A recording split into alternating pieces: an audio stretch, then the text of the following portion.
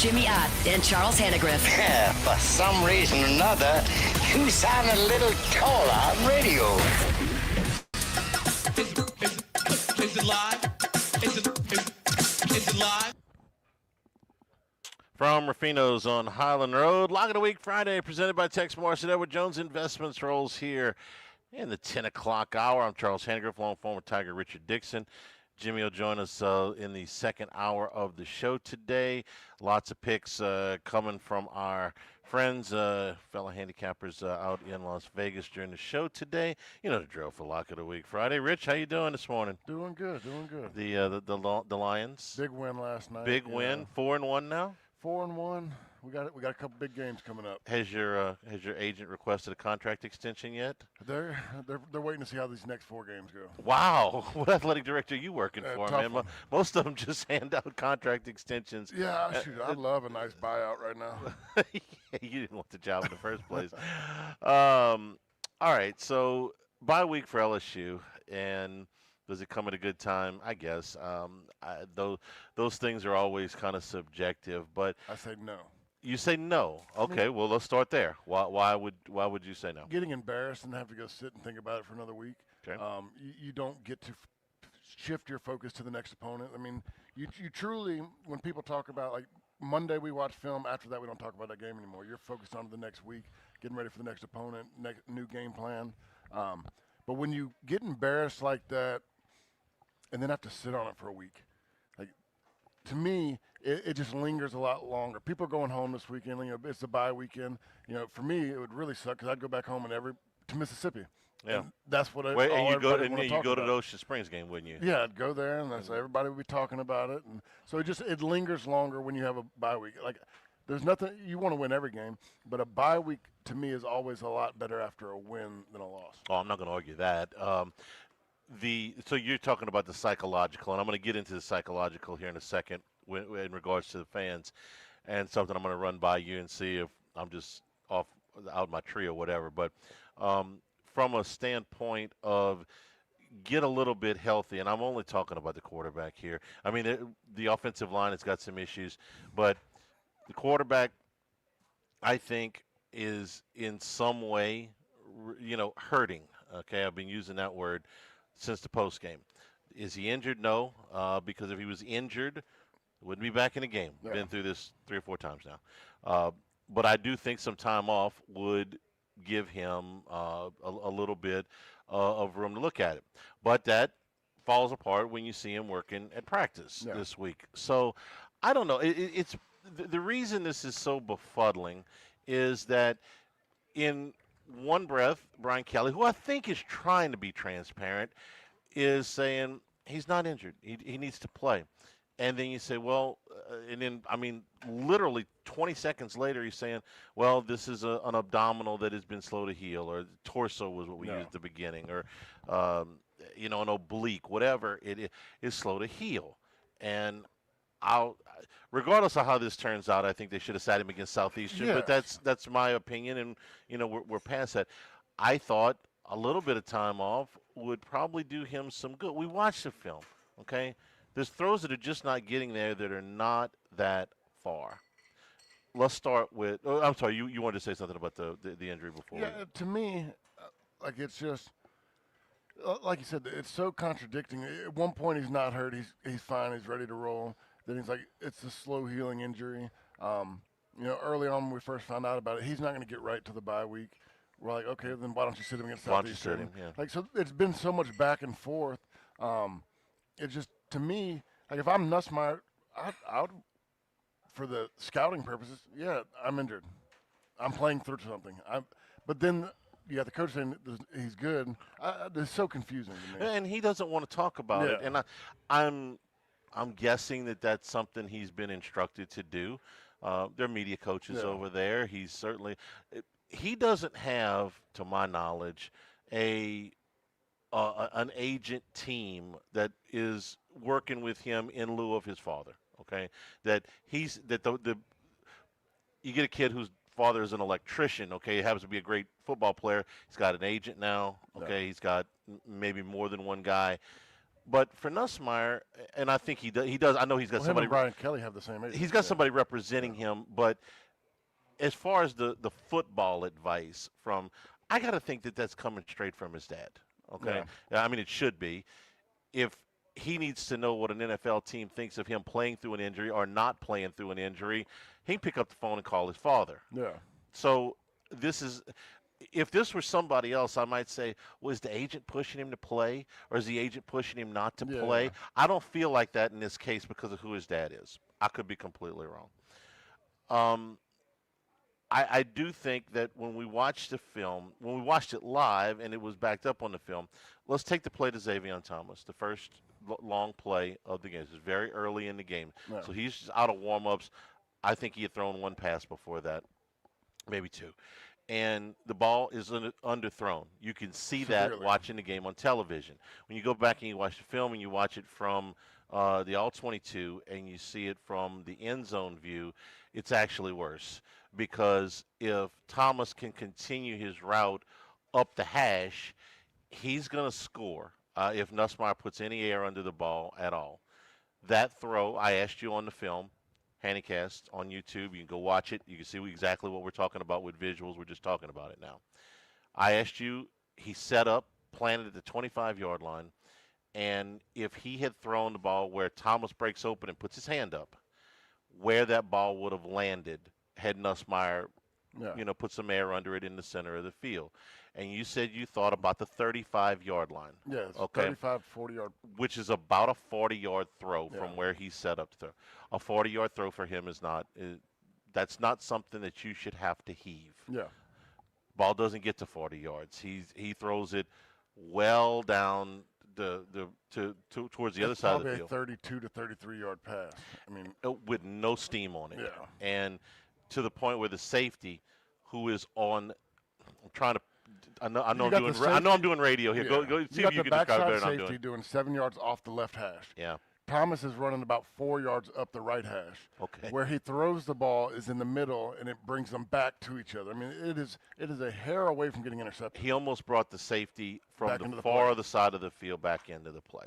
That's not a throw that a healthy quarterback makes. Okay. He was under a little bit of pressure. Mubenga got hit and knocked back on the play, but he had time to plant and set his feet.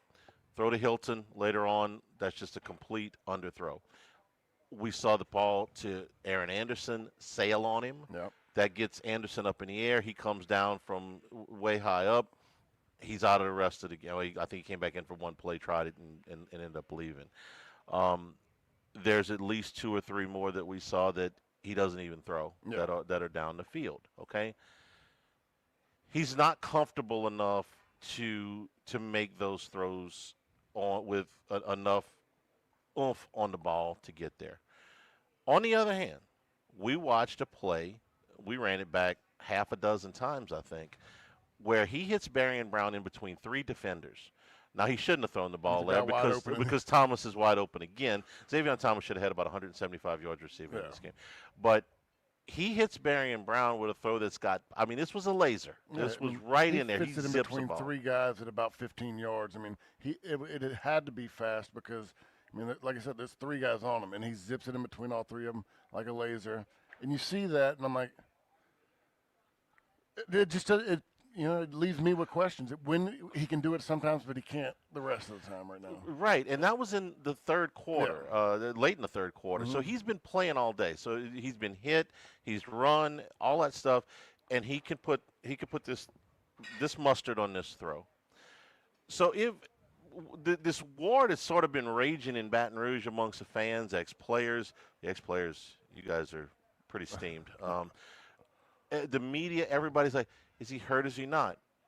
And what I learned on Tuesday night when we dropped this film, when we watched it again, is that I could go do a cut up and I could make a case either way.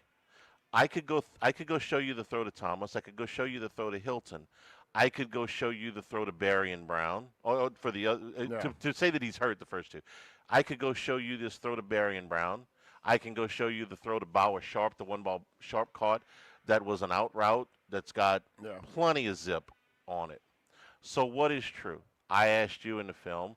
I asked you in the post game. I don't expect you to know the answer. I'm just asking for your opinion. Does it hurt sometimes? Yeah. Does it flare up on him, and then does it calm down?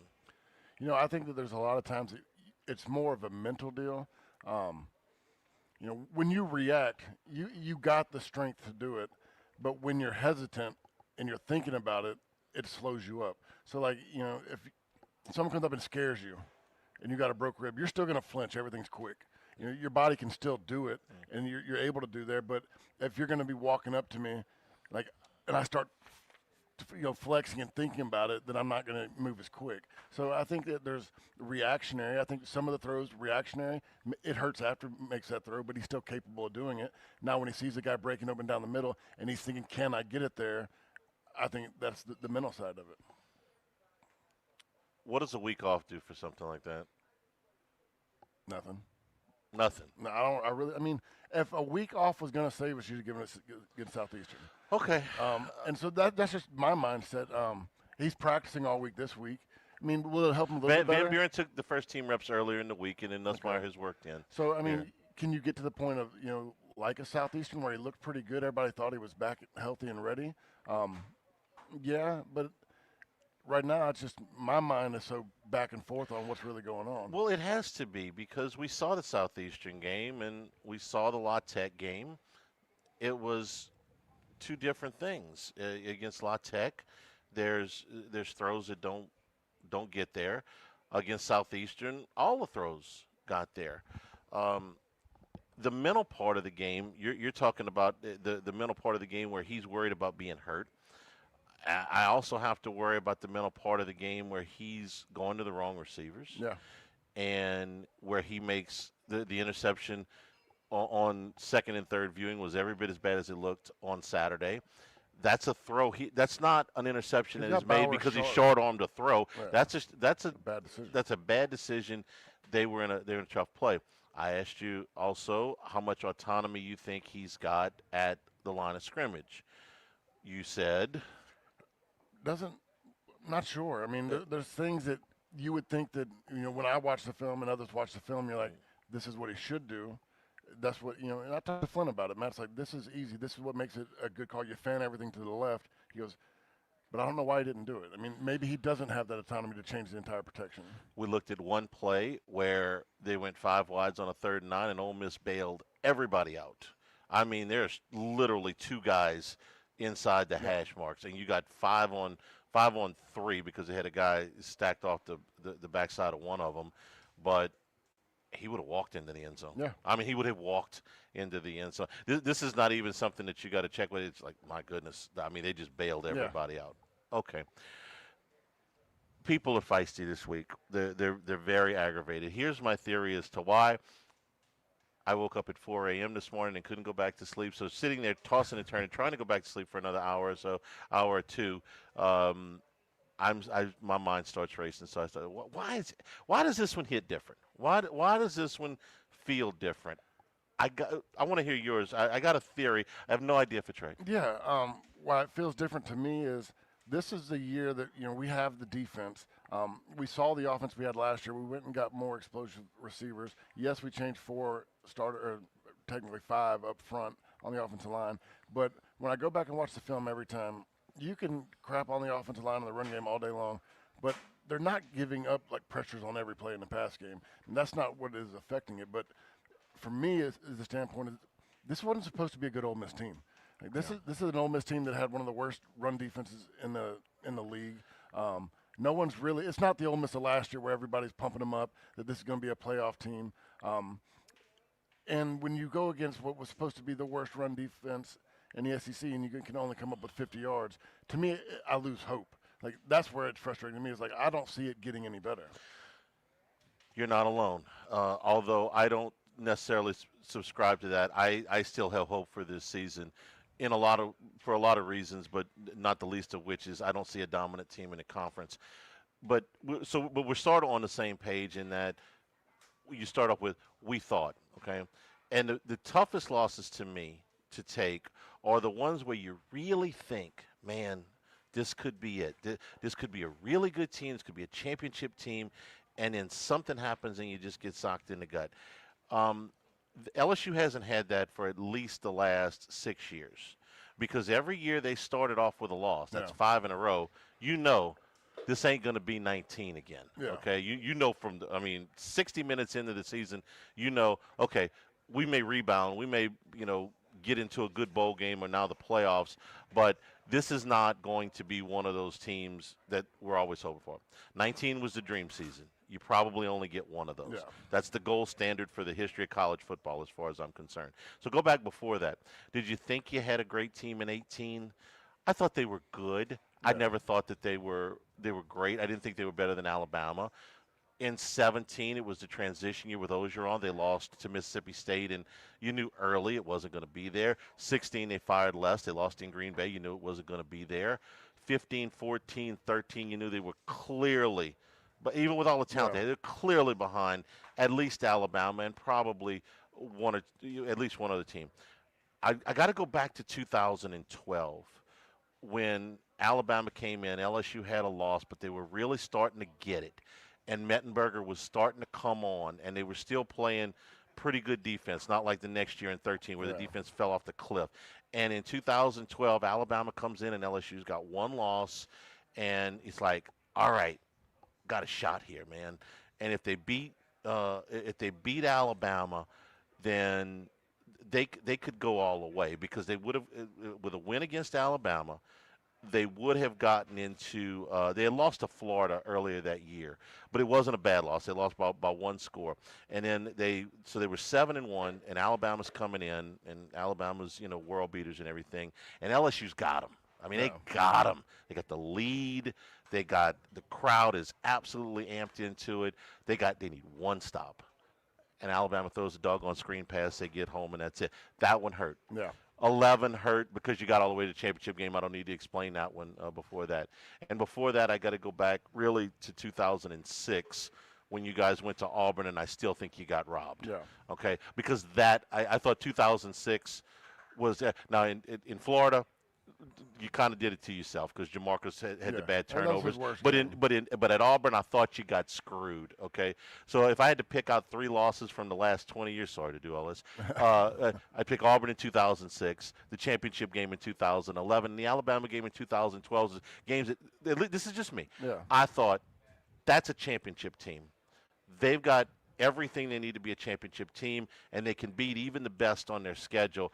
And all 3 of them came up just a little bit short. Is this season going to turn out to be like that? They may end up 8-4. They made me do this thing for the website because we want to get everybody's opinion. Whereas like predict the rest of the season, I'm like, man, I'm going to throw a dart here. I got no idea, because a month ago LSU rushed for over 100 yards against a Clemson team, a Clemson defense we thought was pretty good, and a month later they can't rush for even half of that total against what we think is a bad Ole Miss rush defense. And against Clemson, Nussmeier makes this throw on a dime to Berrien Brown. Should have been a touchdown, got called back. He can't make that throw right now. Yeah. Can he make that throw in a month? Can they run better in a month? I don't know.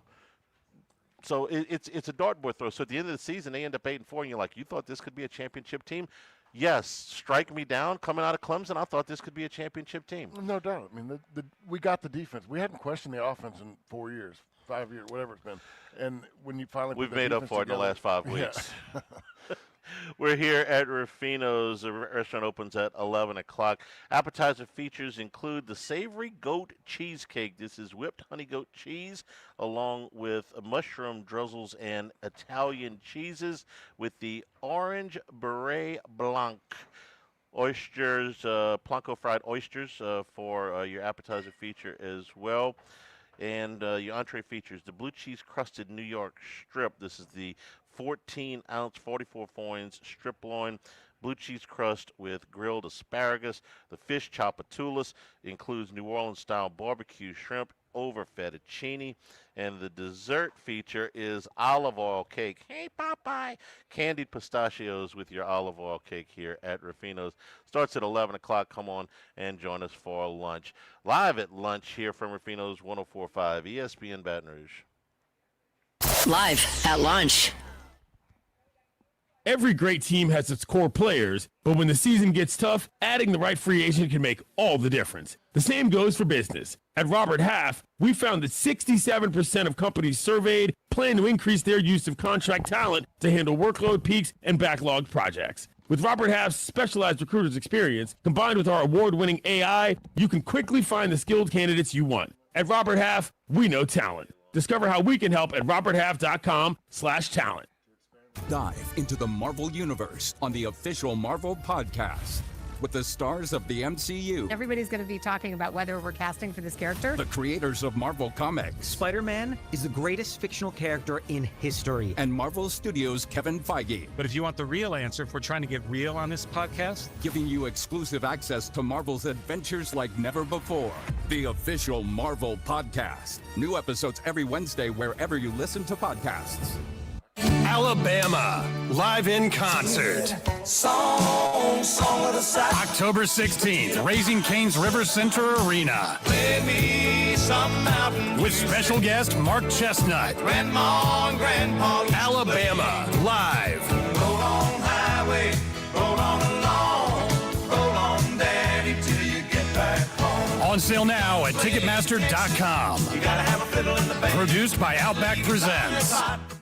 Saints fans, shop Rouse's Markets, your local low-price dealer and official supermarket of the Saints. Get quarter loin pork chops value packed at $1.57 a pound. That's a savings of $2.42 a pound. Darling Easy Peel mandarins, 2-pound bags, only $2.79, save $2.20. Sanderson Farms chicken drumsticks or thighs, just $1.29 a pound, save 40 cents a pound. And assorted Lay's potato chips are buy one, get one free. Rouse's Markets, official supermarket of the Saints.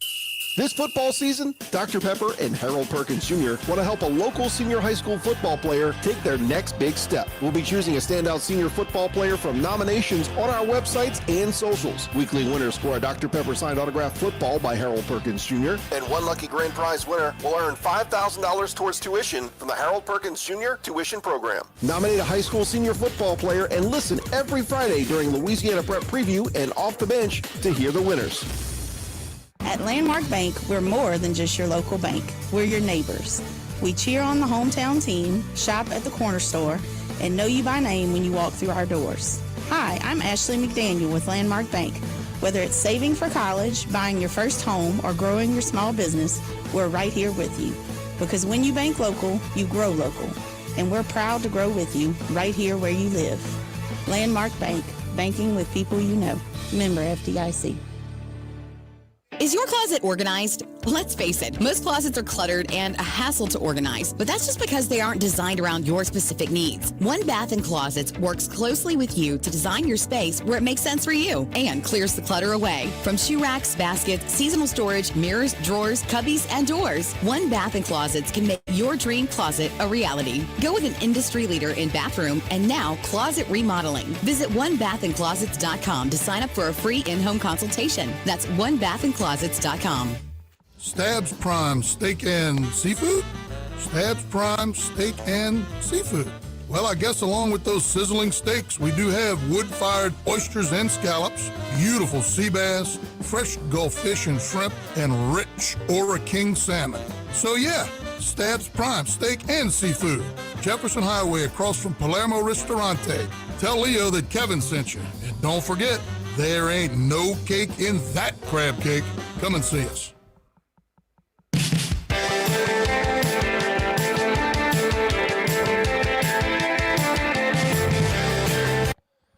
It's Lock of the Week Friday, presented by Tex Morris of Edward Jones Investments. Now, back to Live at Lunch from Ruffino's on Highland Road on 104.5 ESPN, Baton Rouge. We're also brought to you by the Morris Insurance Group, insuring your big boy toys. If you've got a duck camp, you got a fishing camp, coastal property, you need flood insurance, Morris Insurance Group urges you to look again. If you think these hard to insure properties and items are difficult to get a good policy on, let the Morris Insurance Group help you out. You get a quote online at morris-ig.com for your boats, for your trailers, for your tractors, for your motorcycles, for your ATVs, for your RVs, all of them available at the Morris Insurance Group. Also auto, homeowners, and commercial insurance available. Call 201-0007 here in Baton Rouge, 225-201-0007. Ask for Buzzy Hydell. He'll help you out. Or go online at morris-ig.com. Let's talk a little bit about personnel up front on the offensive line, since that was an issue. It has been an issue for them. We saw Carius Kern. This is a guy that we both went out to practice in August and liked. We both thought kind of the same thing. This kid, first of all, he's enormous. Yeah. He's got better feet than you should have for somebody that weighs as much as he does. He's enough of an athlete. And he's probably, his long-range future is probably at guard. But, and he's completely green freshman. But the ability is there. So on Saturday, and he had worked in a little bit. He missed maybe a little bit of time the last week of camp. And it's like, okay, let's see if they're going to work him in. Well, they didn't against Clemson. Got a little bit of work the other games. And they're working him at right tackle in addition to a little bit of work at guard. Well, Saturday he finds out he's got to play about an hour or so, maybe less than an hour before a game when Weston Davis takes a helmet to the nose. I don't know how that happens, but it did. So we watched Kern on the tape, and his pass blocking grade was actually very good. His pass blocking grade was 80.5. His run blocking grade was 42. We spotlighted him on a couple of plays on the film study, and you saw he wants to fight. He brings that mentality to where he's trying to bully on people. He likes to finish. There's a play, and it's on the film study. I can't remember which play it was, but it's in a pass block where he knocks a guy to the ground. They're deep in their own territory at the time. And he finishes on top of the guy. He's going to make sure you got beat. He just has the mentality that I'm looking for as far as a guy that wants to go out there and fire off and hit somebody. Now, he's got to learn when and where to do that, especially in different techniques, because his biggest problem in the game is what I said in postgame. When he knew what he was doing, he blocked very well. And, so there's a part of it that he's got to get in the film room, get in the playbook, and understand what he's supposed to do on every play. But it was the first time this year I really saw aggression from an offensive lineman. Here's Brian Kelly about him. He says Kern reminds him of Emory Jones as a true freshman. Technically not very sound, but fighting for dear life and very active. Had a lot of hustle errors, but he's hustling and playing physical. Yep. That pretty much matches what you just said. The Emory Jones I can comparison? see that. I mean, you say the same thing. I mean, Emory Jones, long-term future guard, but, he's playing tackle right now. Emory was a guy that wanted to go out there and, headbutt somebody and play very aggressive. And that's what I saw. I want to go back and watch, like you said, Cohen Eccles. For me, there's no play that stuck out to me, which can be a good thing as well.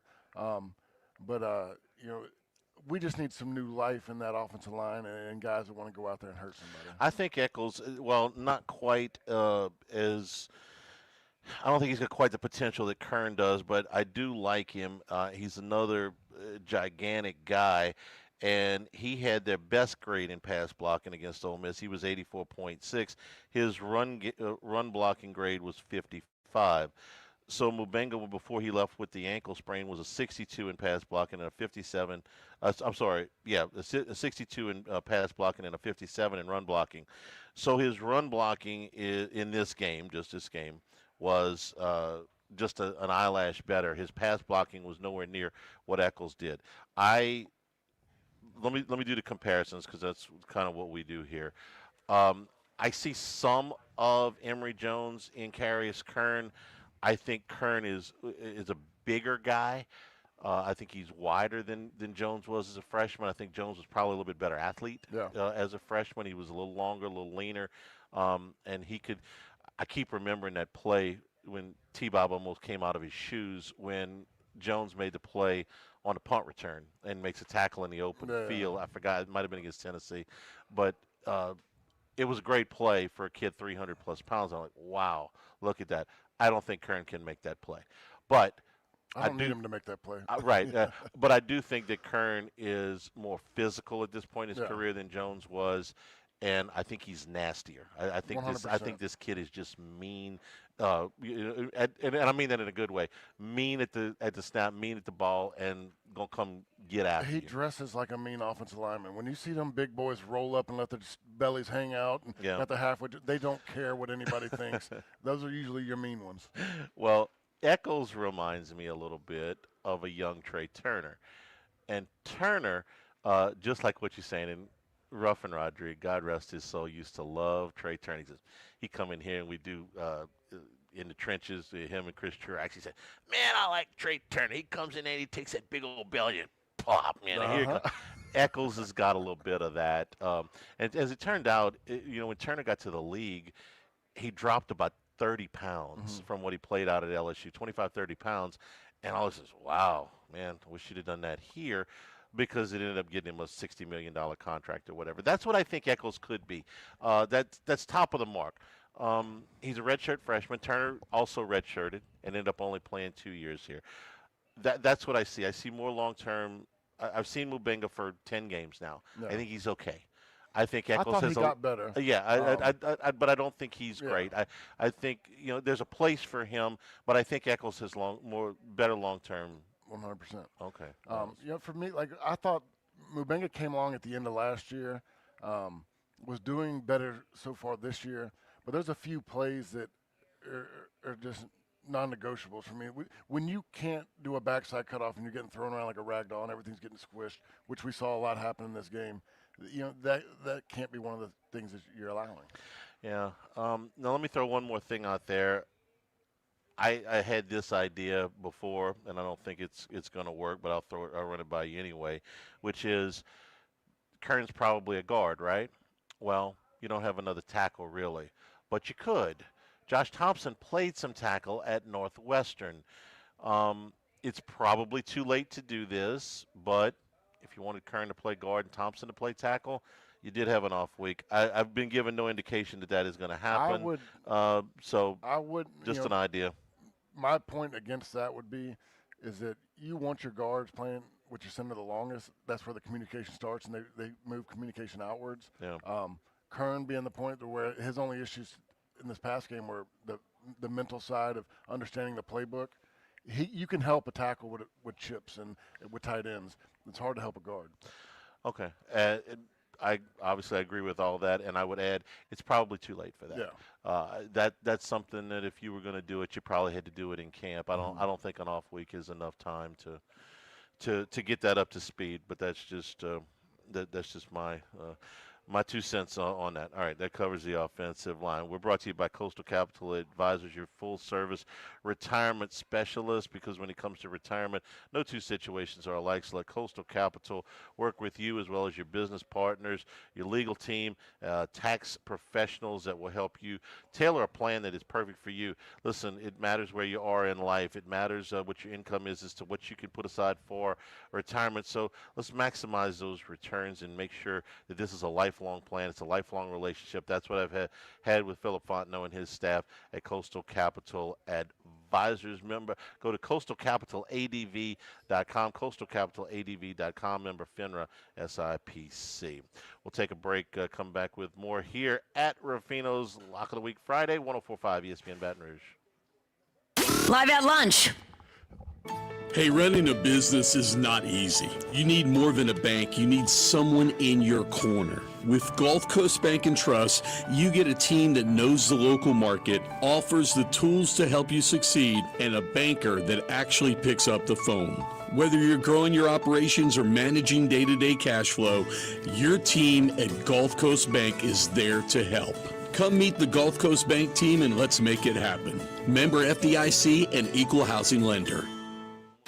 He's got a man open! Football's back. Do you have your streaming subscriptions to watch the games? It'll cost you. What? Prime, Netflix, YouTube TV. It adds up. Good thing local radio and TV stations bring us hometown games free. But that could change. Tell Washington. Modernize the rules so your local stations keep bringing you the sports you love for free. Text radio to 39179. Message and data rates may apply. You may receive up to 4 messages a month, and you may text stop to stop. This message furnished by the National Association of Broadcasters and this station. There's more going on in your head than others see. Hopelessness, isolation, everything feels like a have to. You are constantly hit with these intrusive thoughts, like a 6-foot wave crashing over you all the time. You try to enjoy things, to relax, to sleep, but the waves keep hitting. Did you know 1 in 5 adults experience symptoms of depression or anxiety? You might use medication, but it's not helping. There's another option. TMS therapy at Neurojust. Imagine those 6-foot waves gradually shrinking until the water feels calm. Neurojust offers a proven, covered by insurance, non-invasive treatment with no medication, designed to help your own brain bring down the size of those waves. Patients have described a feeling of peace, not going to the negative, even an easier time falling asleep. Find out if Neurojust is the solution for you. Call 225-755-9733. 225-755-9733. That's 225-755-9733. Stabs Prime Steak and Seafood? Stabs Prime Steak and Seafood. Well, I guess along with those sizzling steaks, we do have wood-fired oysters and scallops, beautiful sea bass, fresh Gulf fish and shrimp, and rich Ora King salmon. So yeah, Stabs Prime Steak and Seafood. Jefferson Highway across from Palermo Ristorante. Tell Leo that Kevin sent you. And don't forget, there ain't no cake in that crab cake. Come and see us. Hot Louisiana day, make it a pool day. Since 1965, Russell Pools has turned backyards into staycation spots with custom designs, quality craftsmanship, and experts who put your needs first. Your dream outdoor space starts now. Visit russellpools.com. That's russellpools.com. Lowe's knows you've got a job to do, and we help get it done. With the MyLowe's Pro Rewards program, eligible members save more with volume discounts on qualifying orders through a quote of $2,000 or more. Join for free today. Lowe's, we help, you save. Offer can't be combined with any other discount, contract, and/or special pricing. Exclusions, more terms, and restrictions apply. Details at lowes.com/terms. Subject to change. Staples presents That Was Easy. Our office computers were from like 2012. What? They had computers then? Yeah, I don't know much about new tech. Apparently. So I went to Staples and saved big on an AI-powered HP laptop and HP OfficeJet Pro printer, which also came with 3 months of free instant ink. And we're back in this century. During Staples HP Tech Event, save up to 35% on HP printers and up to 40% on AI-powered HP PCs. That was easy. In-store, online, and on the app. Until 11/1, select models only. In South Louisiana, dirt and pollen are always in the air, and Cajun Soft Wash is here when you need them. Trusted by schools, businesses, and homeowners, their soft washing protects your property year-round. When it's time to clean, think Cajun Soft Wash. Visit CajunSoftWash.com.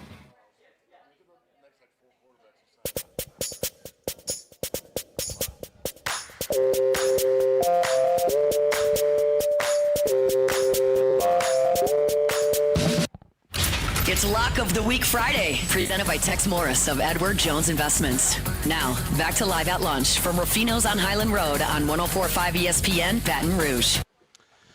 We're also brought to you by Total Maintenance, AC and heating, generators, electricity, plumbing. Total Maintenance, your one-stop sales and service shop for all of these needs since 1980. The slogan has been service today, every day. Call today, you get service today, so nobody's got to go to sleep uncomfortable. New Orleans and Baton Rouge full staffs are an authorized dealer for Carrier, American Standard, Dakin, and Rheem AC units, and Generac and Cummings generators for all your electrical and plumbing needs as well. In Baton Rouge, 480-1000. In New Orleans, 841-3300. Service today, every day at Total Maintenance. The defense on Saturday get tired, did you think? I think so. Okay. In the first half, they were on the field for 54 or 55 plays, I think it was. In the second half, though, the last two drives for Ole Miss, they needed one stop. And they hadn't been on the field as much in the second half. I think that you can make a pretty good case that, man, look, that first half that took it out of them.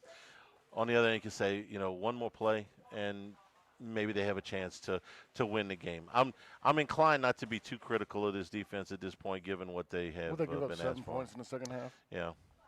Okay, I mean, so you still played pretty well. Give up 24 touchdown. points. We sat right here a week ago. Yeah, if you said 24, we win. Yeah, the football archangel comes down here and says, we'll give you 24 points for Ole Miss tomorrow. We'd have taken it. 100%. And we just didn't get it done on offense. I think it's more demoralizing for the defense, realizing that their offense can't get anything done. When they're leaving it all out there. What was it, 51 plays in the first half? They did 54, 55, I think. I mean, that's insane. That'll take a toll on you right there. And then to get to the next half, and you give up one touchdown. you get the interception, and I think a shot in the stomach is P.J. Williams' interception. Let's go tie this thing right here. Y'all got to go 40 yards. That's all we need from y'all, and we kick a field goal. I mean, I think that mental toll starts to wear on the defense as well. I agree. I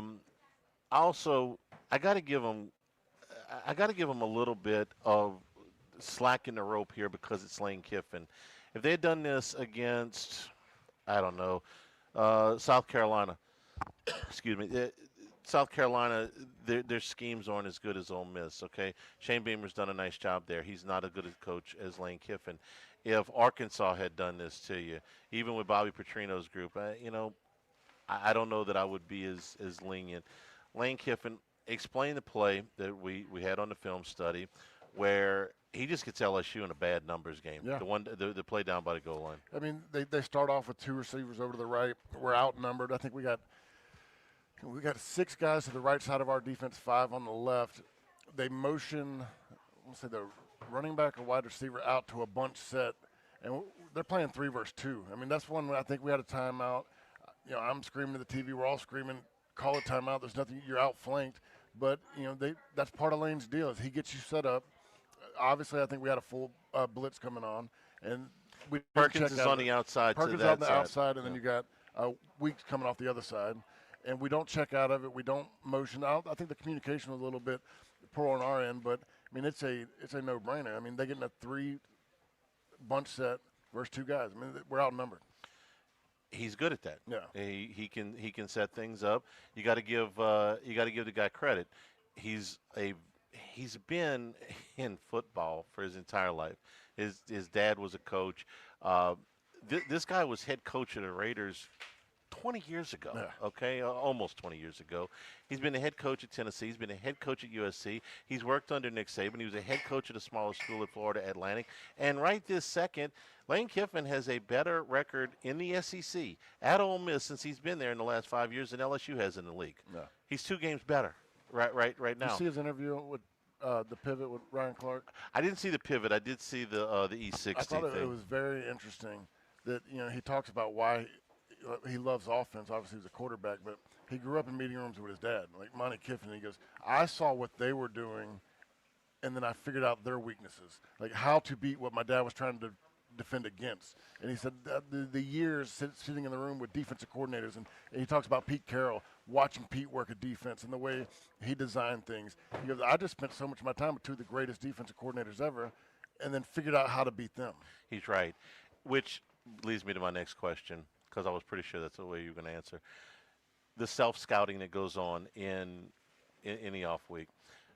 Don't you take your offensive film, even if it's just a little bit, run it down to Blake Baker's office and say, how would you defend us? What He's going to tell you, well, you got to start blocking.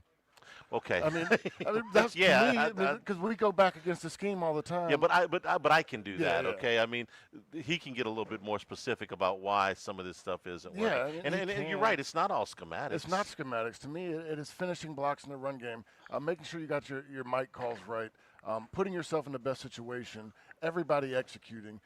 Because when we go back and watch the film every time, it's not like it was a bad schemed play. And sometimes there's been bad calls, but that's not always. A lot of the times it's 1 or 2 guys not getting the job done. What was the off week like when you were playing? From a self-scouting standpoint, did you? For us, I mean, it was always about getting healthy for me. I always stayed pretty beat up. There was a lot of more taking care of myself. Didn't really practice all that much on the off week. More time in the film room watching things. But it seemed like we were always – the off week for me was 2 weeks of getting ready for one team. Like I went straight into watching the film on who we were playing after the bye week. You guys never talked about tendencies that you're trying to break? Yeah, a little bit. But a lot of it was we call it self-corrections. What are we bad at? Let's go back in the things we're doing bad. How can we get better at it? Or do we take that out the playbook? Is it something that we just can't do and move in a different direction? Was Les in those meetings? He might have had his words up top. He wasn't in the meeting with the rest of us. I'm sorry. We did these shows for so long when Les was here, and when Chavis was a defensive coordinator, and they just simply would not throw the football on anything other than third down. I said, during the off week, if he walks down to John Chavis's office and says, "How do you defend me?" There's no way Chavis didn't say, "You're the most predictable son of a gun in the country." I mean, everybody knows what's coming. You got good enough players to make it work, but everybody, I mean, the guy selling peanuts in Section 213 knows what you're about to run. Now you got these monster backs. You got these offensive linemen that look like skyscrapers, but everybody knows what's coming. We need a 4-yard carry 3 times in a row. We're good. Yeah, that's all our plan was. Well, what I would give for a 4-yard carry right now. If you're watching on YouTube right now, what is going on behind us is they are not moving us out, but what they are doing is this is the last part of the bar renovation. I think the last part of the bar renovation. All the new chairs are here today, so we're gonna take a break. We're gonna swap out our chairs. We're gonna get new chairs, and we're gonna come back and finish up the first hour. We're here at Ruffino's. We're also brought to you by Louisiana Health and Injury Centers. Dr. Michael Goff and his staff helping you deal with pain, as they have for our family for years. You've got back pain, neck soreness, things that are keeping you from getting around real good, keeping you from getting a good night's sleep. If you're tossing and turning thinking about LSU's offensive woes, then get them to at least help you take the physical pain out of it. They'll talk with you, figure out what's going on there, target those problem areas, get you into an exercise and stretching routine that'll loosen things up. And then if you do need to graduate to a dry needle or electric nerve stimulation, cryo or ultrasound therapy, it can help you out with those things too. Airline Highway, Plank Road, Jefferson Highway near Drusilla, Dr. Michael Goff, Louisiana Health and Injury Centers. We'll break it here. Log of the Week Friday, presented by Tex Morris at Edward Jones Investments on 104.5 ESPN Baton Rouge. Live at lunch. Water is water, right? Not when it's Evermore. Smooth tasting Evermore water is Mother Nature's masterpiece. Evermore is natural artesian water. Maybe you want a healthier lifestyle, a high-end athlete who wants better hydration, or a parent who wants something healthier for their kids. You want Evermore. EVAMOR. Evermore. Available at great local retailers. Christmas time is almost here, which means carols in the air, Christmas trees, good cheer, and the dread of putting up Christmas decorations. Thankfully, there's Got Lit Light Installers. It's simple. They bring their lights, decorate your house, you enjoy, and when the season's over, they take them down and haul them away. Get your estimate. GotLitLights.com. That's GotLitLights.com, because everything looks better when it's lit. Shane and Kathleen Holland here, the new owners of Southern Oaks Athletic Club in Baton Rouge. Inviting you and your family to come see our incredible facility in person, especially if you've never been to Soak before. Southern Oaks Athletic Club is the perfect place for your family to swim, play tennis, work out, take a class or two, have dinner, and so much more. Book an appointment to see for yourself at SoakItUp.com. That's Soak, S-O-A-C, itup.com. Now. Caffeine doesn't have to be bitter or boring anymore. 5-Hour Energy shots are bringing the flavor and the energy. One of my personal favorites, Strawberry Banana, is giving smoothie vibes in a compact caffeinated shot. Whether you like your energy sour, fruity, or tropical, with 17 flavors, there's something for you. And yeah, it's got as much caffeine as a 12-ounce coffee, but zero sugar and no crash. Big flavor, tiny bottle, tasty caffeine done right. You can grab yours in-store or hit up 5hourenergy.com or order on Amazon today. Huge savings on Dell AI PCs with Intel Core Ultra processors are here, and they're newly designed to help you do more faster. They can generate code, edit images, multitask without lag, draft emails, summarize documents, create live translations, and even extend your battery life. That's the power of Dell AI with Intel Inside. Upgrade today by visiting Dell.com/deals. That's Dell.com/deals. I'm attorney Gordon McKernan. I want to let you know that we have a local office in Baton Rouge that is able to handle your case with care and attention. After being in an accident, the last thing you want to do is travel. Our local hometown attorneys are here to ensure you receive the highest quality legal service and help get you the compensation you deserve. Reach out to our team of local attorneys to handle your case. Call us at 225-888-8888. Get going and get it done. Get going. Results may vary according to the facts of each case. Baton Rouge, LA 22, 13, 644. At Our Lady of the Lake Cancer Institute, we want to ensure you never miss a moment of what really counts. With more than 100 years experience and a team of 85 experts, we provide comprehensive, personalized care for Louisiana families. Our promise is you'll have all the resources you need to fight cancer, so you won't have to miss a moment of what really counts. That's why we're the region's leading cancer treatment destination. Our Lady of the Lake Cancer Institute. It all counts here. Visit ololmc.com/cancer. Struggling to lose weight? Feeling overwhelmed by diets and exercise plans that just don't work? There's a better way. Unique Physique offers weight loss injectable medications. Semaglutide, now only $195 a month, and tirzepatide is only $325 a month. The lowest prices in town. No contracts, no gimmicks, just real results without the hassle. Visit uniquephysique.com or call today to schedule a consultation and unlock your weight loss potential. Unique Physique, your weight loss solution.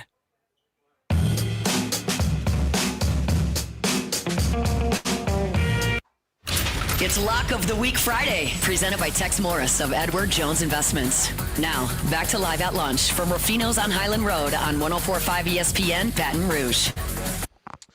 And we return here at Ruffino's Lock of the Week Friday. All right, Rich, let's take a look at some of the other games in the league tomorrow while we got a minute here. I remember you saying, I forget which year it was, LSU lost a game, and you said, man, it's going to be a month before I can get right because there's nobody else to play. You know, you lose the opener, and then it's like 3 rental wins that come up before you get to play somebody that can really change your mind. I give you the University of Texas, okay, who lost their opener to Ohio State and have spent the last 3 games beating up on inferior competition. Price of poker goes up a little bit tomorrow. They're playing at Florida, which is not exactly a juggernaut, but is way better than what they've been playing. And in Florida, well, I think you know their story. They're 1-3. So, what say you on Arch Manning down to the Swamp? Man, this is going to be an interesting game. You know, like you said, it's going to be the best talent they've seen in the last 4 weeks. They're going to see a great atmosphere. I think that, you know, the back's against the wall for Florida. I mean, they did this last year, I believe. You know, after having a rough start to the season, finished pretty strong. Flynn, he's picking up Florida to win this game. But yeah, it's definitely going to be the toughest matchup. I'm going to look forward to watching it. I find myself torn when we get to the pick section of the show today. It's not going to be one of the games that I pick. Yeah. It'll be one of the games that I watch with great interest. But I can't. I can't pick it. I'm dying to see how these 2 quarterbacks play tomorrow. So that's just it's a stay away spot as far as wagering, but I'm really interested. Vanderbilt and Alabama. So game day. Top 25 matchup. Game day going to Tuscaloosa because Vandy's coming to And one town. of the teams undefeated, and it's not Alabama. That's true. That's insane. That's true. Alabama's a 10.5-point favorite. They lost in Nashville last year. Alabama is the poster child for why I'm not giving up on this LSU season, even though some people have, said, they're going to go 7-5 or 8-4 or even 9-3. I'm done. Okay. A month ago, Alabama looked like the coach was on his way out of town, the quarterback was lost, and the defense wasn't hustling. A month later, they look a lot different. How's LSU going to look a month from now? I don't know. But they're here as a 10.5-point favorite in Vandy, scoring a bunch of points and giving up a bunch of points. So I don't know. I think Vandy ends up making a real game of this for about 3 quarters, and Alabama pulls away late. That's kind of how I feel. I think the emotions are going to be high. Pavi's going to come out there ready to roll. But I think the atmosphere being in Alabama is going to be too much for them. And it ends up, I'm thinking something in the vicinity of 34-21 or 34-23, something like that tomorrow. Look, and Vanderbilt snuck up on people forever. Had a reason to not. But now, after getting beat last year, they're 5-0. Have Alabama's full attention. They have their full attention, 100%. See if Ty Simpson can continue. He's played very well of late. This one's kind of near and dear to you. Mississippi State is at Texas A&M. State, a win over Arizona State, which is holding up pretty well. That's the only game the Sun Devils have lost. and then they give Tennessee all they want last week. That game goes to overtime. They lose it by 1 score. They're a surprising 4-1. A&M's 4-0. Probably should have beat Auburn by more than they did last week. They dominated the yardstick, had a ton of penalties, kind of like Ole Miss. But A&M is a 15.5-point favorite, man. That sounds like a lot of points. Yeah, I've watched some of A&M. You know, with the 15 points, I don't see that. I think A&M wins the game, but they have given up. Forget about last week against Auburn when Auburn is just so doggone one-dimensional. I can't say. They gave up 40 to Notre Dame, 24 to UTSA, and 22 to Utah State. These games were competitive for a half or so. I think Mississippi State's going to be able to put up some points in this game. I don't think that 30? They necessarily win, but I think they're going to be able to put up some points in this game. I think they keep it within that margin. Yeah. I think this game should be closer to like a touchdown, maybe an 8-point spread, and A&M getting a lot of love. Go Dogs! Enjoy your day off tomorrow. Yes, sir. We'll see you next week. No podcast next week, but we'll see you next week on Friday. Take a break. Come back. Lock of the Week Friday, presented by Tex Morris and Edward Jones Investments from Ruffino's on 104.5 ESPN Baton Rouge. Live at lunch. Did you hear that? That's a propane burner firing up another delicious outdoor seafood boil. I'm Miss Louisiana Gabrielle McLeod with some safety messages when cooking seafood outdoors. First, make sure your propane burner is at least 10 feet from anything flammable. Place thawed seafood in the pot, cover your shrimp, crab, crawfish, and fixings and leave 2 inches of space at the top of your pot. And don't forget the seasonings. Remove your seafood and set it aside so it drains. Then heat the water to the appropriate temperature. Turn the propane off at the tank and gently lower your pot using gloves or mitts. Then fire up your burner and cook as directed. Don't forget to turn off your burner before removing your seafood. Now sit back and enjoy another fabulous Louisiana feast. Fuel for our future. I'm Gabrielle McLeod, Miss Louisiana. For more delicious safety tips, go to louisianapropane.com.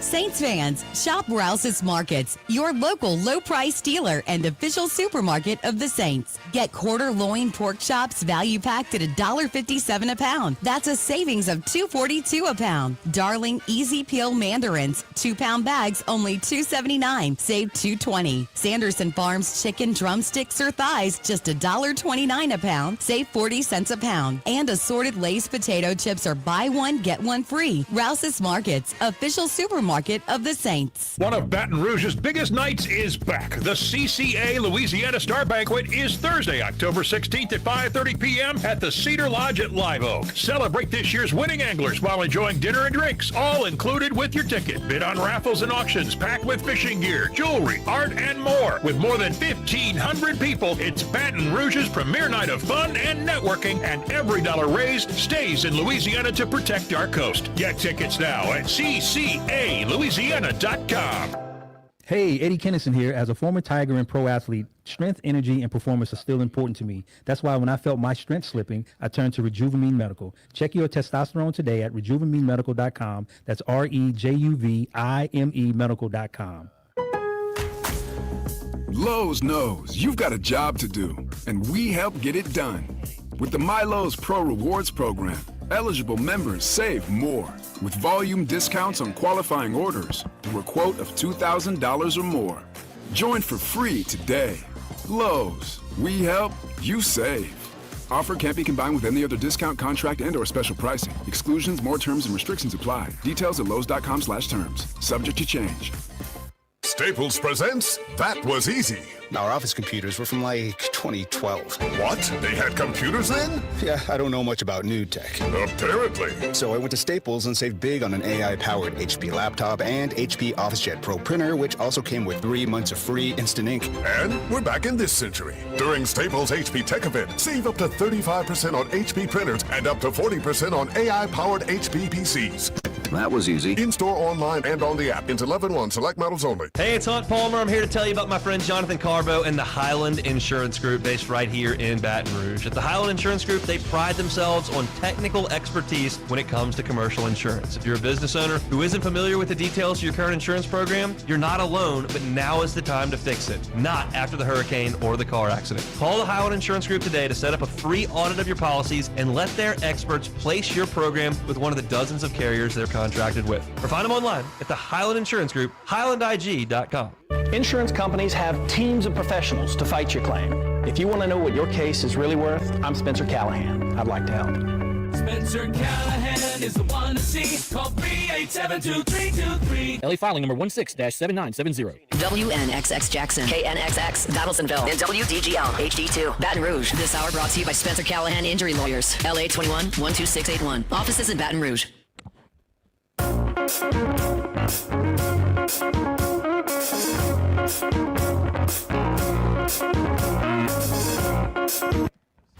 It's Lock of the Week Friday, presented by Tex Morris of Edward Jones Investments. Now, back to Live at Lunch from Ruffino's on Highland Road on 104.5 ESPN, Baton Rouge. And return here, Lock of the Week Friday at Ruffino's. And Jimmy, just because we knew you were coming, have a seat in your brand new chair here. It's cozy, huh? They are cozy. It is the new car smell here at Ruffino's, man. The new bar stools. All delivered less than an hour ago, and they are here all the way through. Suede? Yeah, no, this is stitch linens. Uptown. I was wondering if a little bit more cushy for the tushy. Is that what it is? Yeah, that's it. I got it. Can I get one of the old ones since we've been sitting on? I mean, I feel kind of nostalgic. I want to put one in my man cave. I think they're in the parking lot. Go grab one. Grab one. Grab one. I can hold you for a sec before they're gone. So good morning, such as it is. If you had the Rams last night, which I know you did, and the 49ers get that game in overtime, man, there was a lot of things in this game last night. Everybody's going to focus on Kyron Williams' fumble at the 1-yard line, and I understand why. Okay, if they go in there, most likely they win the game. But the Rams had made mistakes well in front of that, and not just a missed field goal and a missed extra point, although those were glaring.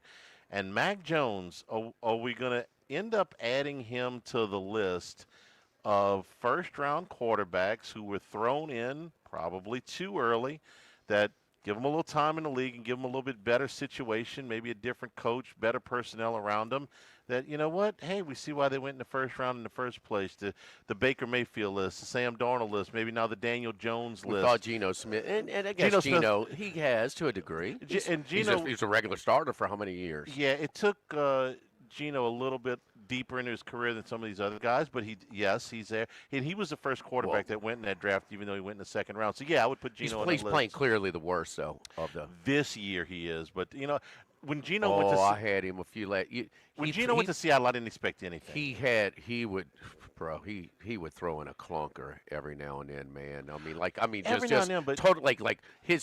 Give his team zero chance to win. The first 3 years in Seattle, I thought were way better than anything I had expected of him. Coming from the Jets. But Geno was a first-round pick. He was the first quarterback that went in the draft that year. Oh, he wasn't a first-round pick? He was a second-round pick, but he was the first quarterback that went in the draft. Okay. It was a weak quarterback draft. Came here at Tiger Stadium and played. He did for West Virginia. Mm-hmm. That's right. And he was, when he came, they thought, Geno's got ability. He's never just kind of polished his, whatever. He's going to start way more games than it looked like. So, yeah, does Mac Jones have a chance? The one thing about Mac Jones looks terribly fragile. He's not the picture. He's not going to have a post playing career as a physical trainer. Okay, my man's body for a professional athlete is sloppy. His ass is sagging. Everything, Charles. Way too early. The guy is. He is just getting beat. I didn't know we were going to be talking about saggy asses. I thought he got beat up last night. He gets beat up. He hung in there, though. He last one he had the MCL sprain. He had to finish. Now he's tough, Yeah. I give him, okay, I know, but man, he looks. No, he's not going to ever go run a decathlon. I just don't. I'm with I you just there. don't think that he has the physicality, the durability of all these guys we're talking about, and that's because I mean, but damn it, if you put 16 on him and ran a highlight room, you couldn't tell, because the only difference is Montana never got hit like that.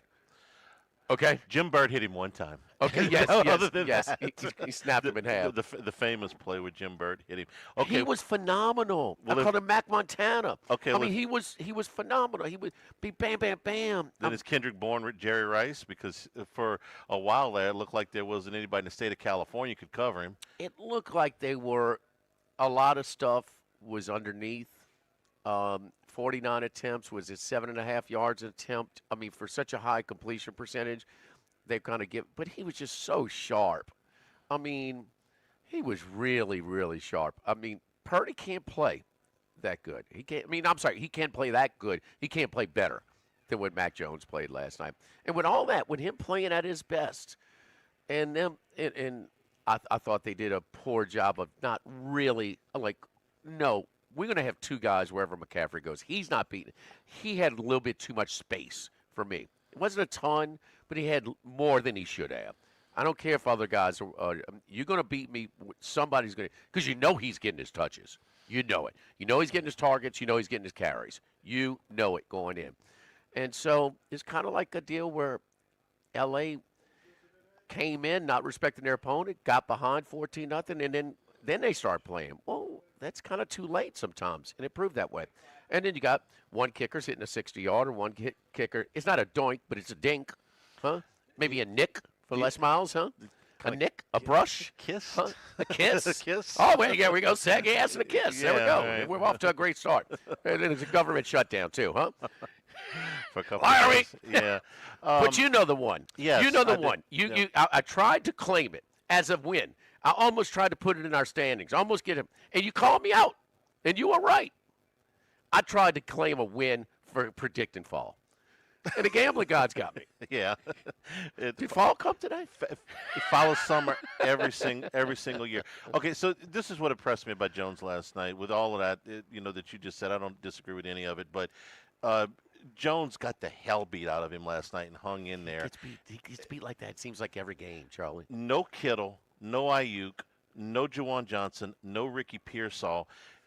If Mac Jones looked like Joe Montana for a while last night, then Kendrick Bourne looked like Jerry Rice. This is a 30-year-old journeyman receiver. He's had a pretty he's been in the league a long time.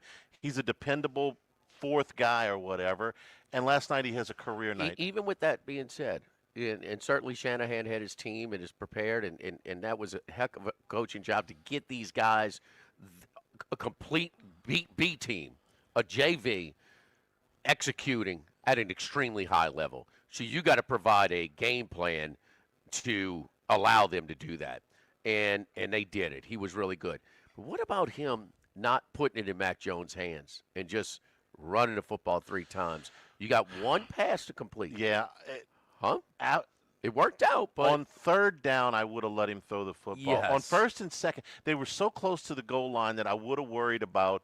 And I think Herb Streeter, Al Michaels brought it up. It's like, you're worried about holding in the end zone from the 1. But he kind of punched it out enough to the 3 or the 4 that maybe you would have not had to worry about, because holding in the end zone is just a devastating safety there. But after they pushed it out with the first 2 runs, he gets to about the 3, maybe the 3.5. He's got a little room to operate. I would have let him throw the ball on third down.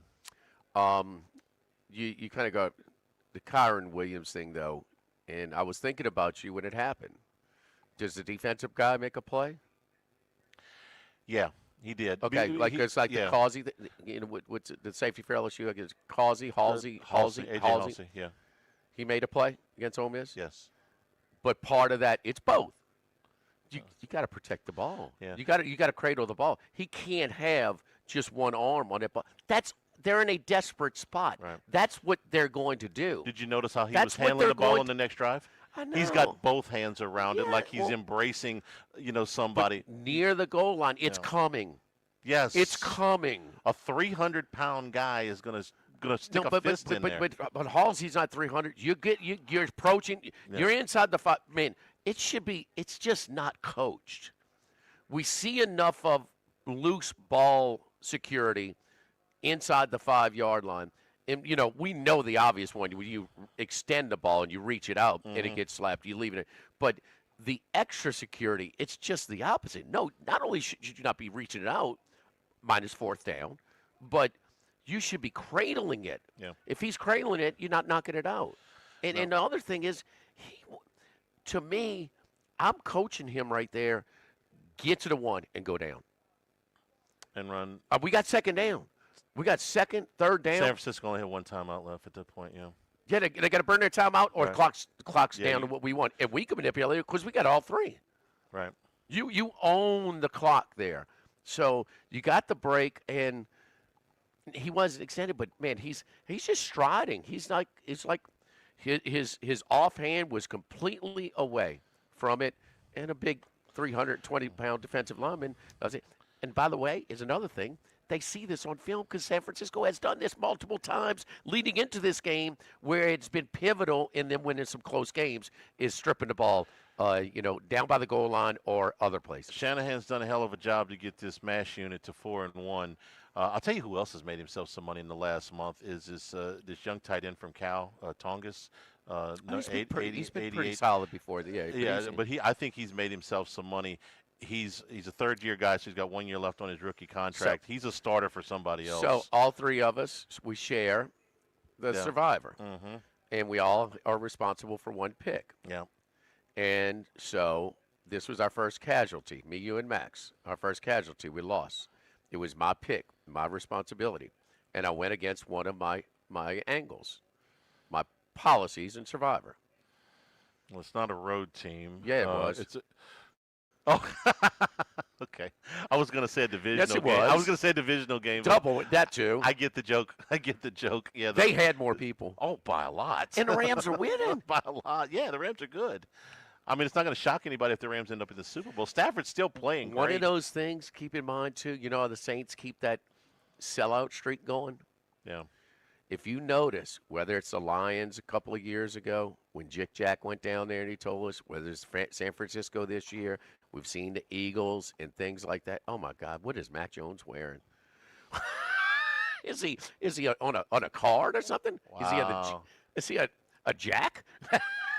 He's the jack of spades and the jack of hearts. I mean, oh, my gosh. Man, he took a bunch of shots. He is woozy. Yeah. Put that on. But they open it up to ticket brokers more in the dome for the Saints games, and that's how you get in a lot. It's not just all these season ticket holders giving up their tickets this particular week. It's some of them don't allow that, but that's why they're getting secondary market is pouring in. So we're speculating how many people in the Survivor pools nationwide took a hit on the Rams. They were a survey of other ones, and we won't know this till the deadline comes out tomorrow, but they're looking at around 30%, which is a high number. So last week the Bills were the biggest. They were the biggest favorite in the league so far this year at 16 points or so against the Saints. About 20%, but see, Buffalo presents an interesting conundrum 2 weeks ago because they were playing the Dolphins on a Thursday night where they were huge favorites. 10 days off to play the Saints at home where they're huge favorites, and then they're big favorites again this week against New England, although that would scare me. And then they play the Jets at home. And yeah, I mean, Buffalo's one of the top 2 or 3 teams in the league, so you're going to have plenty of options for them. Last week that cut into some of Buffalo's too, that Houston. That was going to be Houston's biggest favorite. Yeah. That was going to be in their schedule, the projected that they would be the biggest favorite. So they ate up a lot of the pool last week. You got 3 other favorites that are north of a touchdown. The Bills are 1. The Lions are 1, although they're on the road, and the Cardinals are 1. And then the Colts are just under a touchdown favorite at home against the Raiders at 6.5. So 30%, we'll see. When it all settles. In game, I'm looking. I mean, because you're behind. At one point, the Rams were catching 4.5 live. Okay, and then you And so I'm trying to protect a little bit if we're going to lose this Survivor entry. I mean, we're 4 weeks in. It's worth it's worth more than it was, but we got a long way to go. But still, and finally, what do you think it was when the punt went down, tie game, to the San Francisco 2-yard line? It's maybe 6-7 minutes ago in the game, something like that. I forget exactly. When the punt, the punt, it was tied, 20-20. Yeah. And it went all the way to the San Francisco 2. So San Francisco has the ball in a tie game. 8 minutes to go. 8 minutes. 8 minutes exactly. What do you think? At that point, I would say it was probably Rams -3. No. Money line. Oh, Rams. Wow, I'm really bad at this. Rams -180. A lot more than that. Really? San Francisco was plus 295. Okay. With the ball. Yeah. Okay. No, I mean, down on 2-yard line. They're over a touchdown dog. It's an algorithm. Mm-hmm. They're at their own 2-yard line, and the way they were moving the ball, I thought that they were going to move it out, and they did. Don't forget here, Lock of the Week Friday, presented by Ruffino's. We'll talk to Macero. I think he might have something to say about the Survivor, along with his 5-pack today. And he'll also pick one of these things where I pronounce improperly, or he gets a chuckle out of it. But anyway, the savory goat cheese cheesecake is one of our appetizer features today here at Ruffino's. Whipped honey goat cheese, mushroom duzzelle, prosciutto and Italian cheeses, pistachio crust with the orange beurre blanc. The oyster bordelaise, the panko fried oysters with St. Bruno focaccia, creme fraiche with the bordelaise sauce. The entree features today are our steak feature is the blue cheese crusted New York strip, 14-ounce 44 Farms strip loin. Say that twice, but blue cheese crust, braised turnips and grilled asparagus. Suggested wine pairing is the Bonanza Cabernet from Fairfield. Fish chapatulas. We should have given him that one to say, huh? Fish chapatulas. Grilled fresh fish from the Gulf, New Orleans-style barbecue shrimp, fettuccine. Suggested wine pairing is a Pejus Chardonnay from Napa. And our dessert feature today is an olive oil cake with a limoncello syrup with candied pistachios. At Ruffino's, Live of the Week. Live at lunch, 104.5 ESPN Baton Rouge. Live at lunch. Now, everybody's been to Louis Cafe by campus. Heck, it's been around since over 80 years now. We're still doing delicious omelets like the Mitchell, cheesy grits, big cheesy Lou, and those Louis' original Cajun hash browns. We now offer a pickup window. Just call in your order at 346-8221. Give us 15 or 20 minutes, and we'll have it ready for you. Our hours are now 6:30 a.m. to 2:30 p.m., 7 days a week. So next time you visit campus, make it a point to stop by and visit an old friend. Louis Cafe, just outside the north gates of LSU.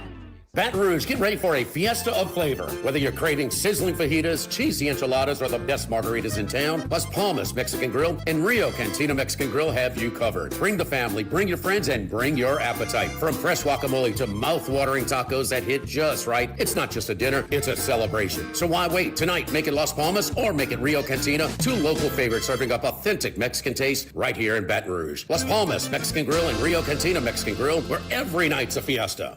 Sammy's Grill on Highland Road since 1988. A hometown favorite for tailgating and watching LSU games in a casual atmosphere with the friendliest service. We're now bowling crabs at Sammy's every Tuesday, Wednesday, Thursday starting at 5 p.m. and on Friday, Saturday, Sunday starting at noon.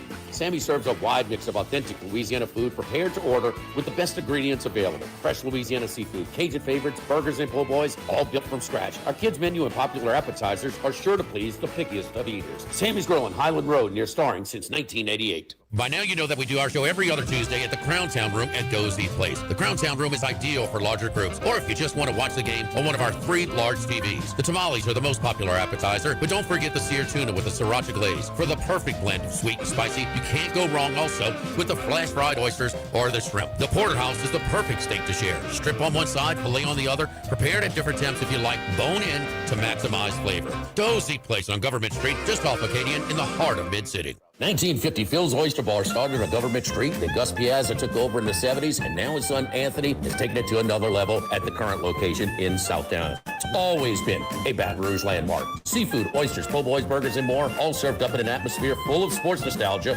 and tons of TVs to catch all the games. Seafood gumbo, crawfish cheesecake, or my favorite, the meatball quesadilla to start. Check out dinner and bar specials at philsoysterbar.com. You know we bleed purple and gold at Phil's Oyster Bar in the Southdown Shopping Center. This is Charles Hanniger for Coastal Capital Advisors. When it comes to retirement, no two situations are alike, so Coastal Capital Advisors will tailor a plan for your family's needs, no matter your age or your financial situation. The bottom line is Coastal Capital Advisors will work with you and build a lifetime relationship. I know, because they work for me. For more information, contact Philip Fontenot and his staff at 337-981-1376 or online at coastalcapitaladv.com. Advisory services provided by New Age Advisors LLC, doing business as Coastal Capital Advisors as a registered investment advisor. Securities offered through New Age Securities Inc., member FINRA, SIPC.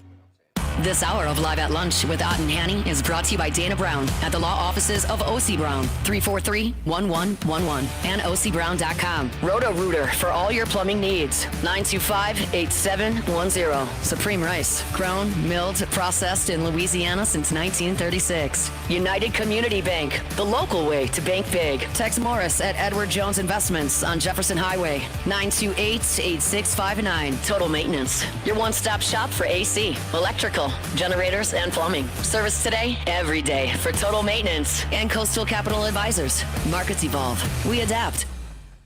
The Live at Lunch with Ott and Hanny Restaurant Club. Sammy's Grill on Highland Road. A hometown favorite for tailgating and watching LSU games since 1988. Snow Seafood and Steak for over 50 years on Airline, Highway, and Highway 74 in Gonzales. Dozy Place for hand-cut steaks on Government Street and Mid-City. Louis Cafe, a Baton Rouge landmark since 1941. Just outside the north gates of LSU. Fin Bomb, sushi, burrito, poke, ramen at Burbank and Lee.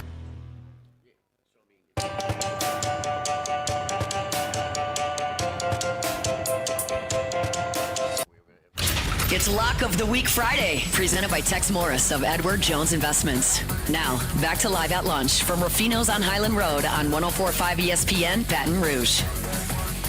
All right, Macero, for $1,000, spell Chapatulas for me, huh? Huh? Can you spell it? Yeah, I heard that one. I heard that one. I have no idea. I have no idea what that is. And I thought about it in my head. I'm figuring there's a bunch of L's and a couple P's. I'm not going to even try. TCHOUPITOULAS. If it's $1,000 to spell it, Russian fish. If it's $1,000 to spell it right, I'd give him $50 if he got the first letter right. Yes, that's right. That's right. Survivor, you had some carnage last night? Oh, yeah. I'm out of the Circuit Survivor. I had all my entries on the Rams. And, what can you do?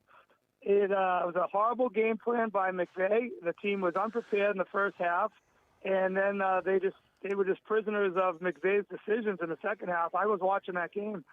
I was making notes of how many ridiculous either play calls he decided to do, or just like the fact that he obviously Mac Jones is going to have a relationship with Kendrick Bourne. All the other receivers are out. Those two played together in New England, and Kendrick Bourne was wide open the whole night. I mean, you guys mentioned it, 142 yards. Just a ridiculous game plan by McVay. And then, he comes out after the game and says that he screwed up and he's sick about it. The problem is that people like me realize that his game plan and his play calling was, horrible 90 minutes before he did. So, horrible loss for the Rams with a mass unit for San Fran. Just a weird game. And I know a lot of people also were on the Rams Survivor. A lot of people in the Westgate contest were on it. I think 20 of the final 80 in the $5,000 one. So big carnage in the Survivors. How many was all of your Survivor picks? 3, 4, 5? How many did you have left? Well, I only had. So I only did 5 Survivors this year, and like a moron, I tried to think outside the box in week 1, and I took Miami, and Miami got shut out by Indy, and the rest is history. So I only had 2 left, and I thought, let's pop them in Thursday. I had no thought in my mind that Mac Jones is going to look like Joe Montana and Kendrick Bourne look like John Taylor or Jerry Rice last night. I mean, but that was just one of those games, and you could tell when Corum fumbled early on a simple toss play, he looked at it like it was, I don't want to carry this loaf of bread and just whatever. Didn't really even go after it. I just had a weird feeling there that the game wasn't going to go right. And sure enough, he fumbles another fumble on the 1 yard line. How many of those have we seen this I year? know. And they seem to all be going against me, Jimmy. Well, do you remember? Can you remember any that go your way? I mean, 1 yard line fumbles and block kicks. The block kick. So, okay, you saw my ticket last week. I gave you guys the over in on Sunday, the over in the Patriots game and the over in the Raider game. Well I done. took Patriots money line with both those overs and the Raiders money line. And which kick gets blocked? The Raiders kick. That Carlson kid is nails. He's been making 50, 60 yarders his whole career there. Of course, his gets blocked. What happens in the Green Bay game on Sunday night? Blocked extra point. Not only blocked, but run back for 2 points, and then they settle for the field goal late. And then last night, Pinheiro, who's been one of the biggest chokers in the league, hits a 59-yard field goal, then gets the ball that caroms off the post to kiss in. And what happens the other way? A missed 58-yarder and then a blocked extra point. So I rest my case. I thought we're very familiar with the kicking Carlsons from Auburn. They've been excellent. And when he got cut from the Vikings, we thought, no, he'll be back. He'll be back, and he is money. But I'm on Geno, man. Geno made it so much tougher for the Raiders with the 3 picks on Sunday. That's really what killed you. So the other thing is, but I mean, both running backs fumble. You got to protect the ball. He's got to look to go down at the 1 or right by the goal line it's only first down, to bleed the clock completely. You burn their last time out, or the clock runs all the time. You can manipulate the clock. You have 3 timeouts. And Mac Jones, we knew early. He came to play, and it just never let up his level of play. Whether it's Nick Mullins on a Monday night for San Francisco against the Steelers, or how about Charlie Batch against the Ravens one year? That was the original survivor that I jumped in on my dad's midstream and said, no, Dad, you got to go with the Steelers here. I mean, I'm sorry, the Ravens. Roethlisberger's out. Charlie Batch is done. Well, Charlie Batch beat him, knocked him out, and that was very deep. So my entry of me, Max, and Charlie's was the Rams last night. And I was surprised the Rams had that many chances late after everything they did going against a backup who was on fire last night. Well, they scored quick. That was one of the things. When they were down 13, they held them to that field goal. They went right down and scored, cut it to 6. They got conservative a little bit, a couple of the drives with San Fran, but, I was surprised that the Rams defense, as good as it is, and as much as they hit Mac Jones, they couldn't get off the field a lot of those third downs. So give Mac Jones all the credit in the world. He got the tar kicked out of him. I thought he was seriously injured.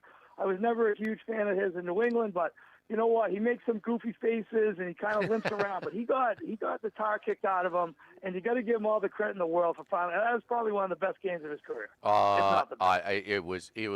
He had a couple that rookie season with New England. He had a couple. Even in a loss, I remember against Dallas, he was really good. With New England. You going to New England soon? You're going to New England game in Tennessee. There'll be boots on the ground in Nashville as the Tigers will take Diego. Oh, yeah, boots on the ground for Diego Pavia versus LSU, and then we'll get a little Drake May. Drake maybe. We'll see if what happens on Sunday night. I'm a little excited for this game. First game I've been excited about in a while. So some good, interesting things happening. The Red Sox and Padres, both of my big futures, kicked the bucket last night, but we hedged a little bit, like you always say to do, and we ended up all right. All right, well, let's get to the 5-pack. Let's roll through them. Who we got this week? Okay, first game that caught my eye was more of I've been watching this type of game, and I've been paying attention to these two teams, and that's Colorado and TCU. For some reason, I watched a bunch of their games. And one thing that stands out to me is both of them's defense are just not that good. Let's say shaky at best. And I didn't think TCU's defense was this bad until I saw last week with Sam Leavitt and Jordan Tyson going up and down the field for ASU. Huge night for both of those guys. And I feel like Hoover made some questionable decisions last week, uncharacteristically loose with the ball. He had 2 picks. He had a horrible fumble. And I just feel like he's going to get himself right. I don't think TCU's defense is going to be able to slow down Colorado, who's got their quarterback now with Caden Salter. I think this is going to be a little bit of a shootout game. Colorado's given up 5.8 yards per play, very shaky in the secondary. And I think, even a team like Delaware went up and down the field on them, even though the score didn't indicate it. But last week, TCU gave up 498 yards to ASU, 6.1 yards to play. I just think this is going to be a type of a shootout game. It's going to be a hot night in Fort Worth. It's a get-right spot for TCU and two defenses that really struggle against the pass. I like over 57.5 or 58. All right, over Colorado TCU. Next. Let's go to the aforementioned Delaware Blue Hens. That's tonight's game. We've mentioned them before. I bet this game last week when it first opened up at -1. We're up to 2.5. I can still endorse it there.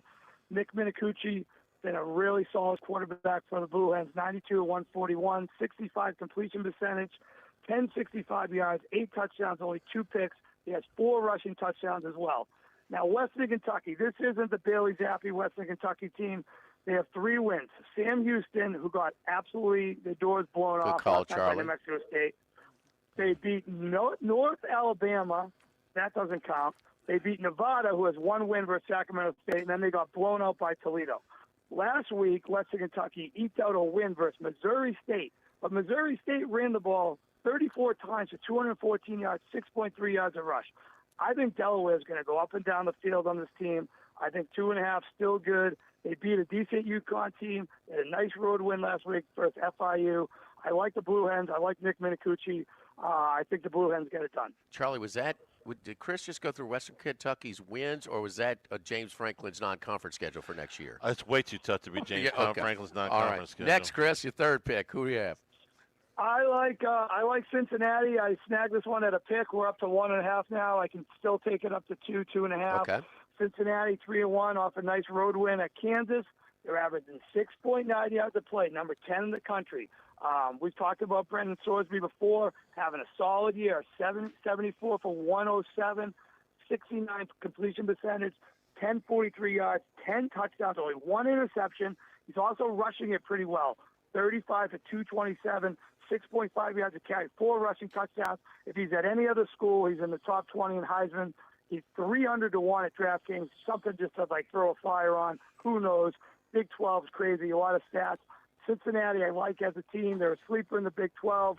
I love Scott Satterfield, and I just think this is a good spot for them.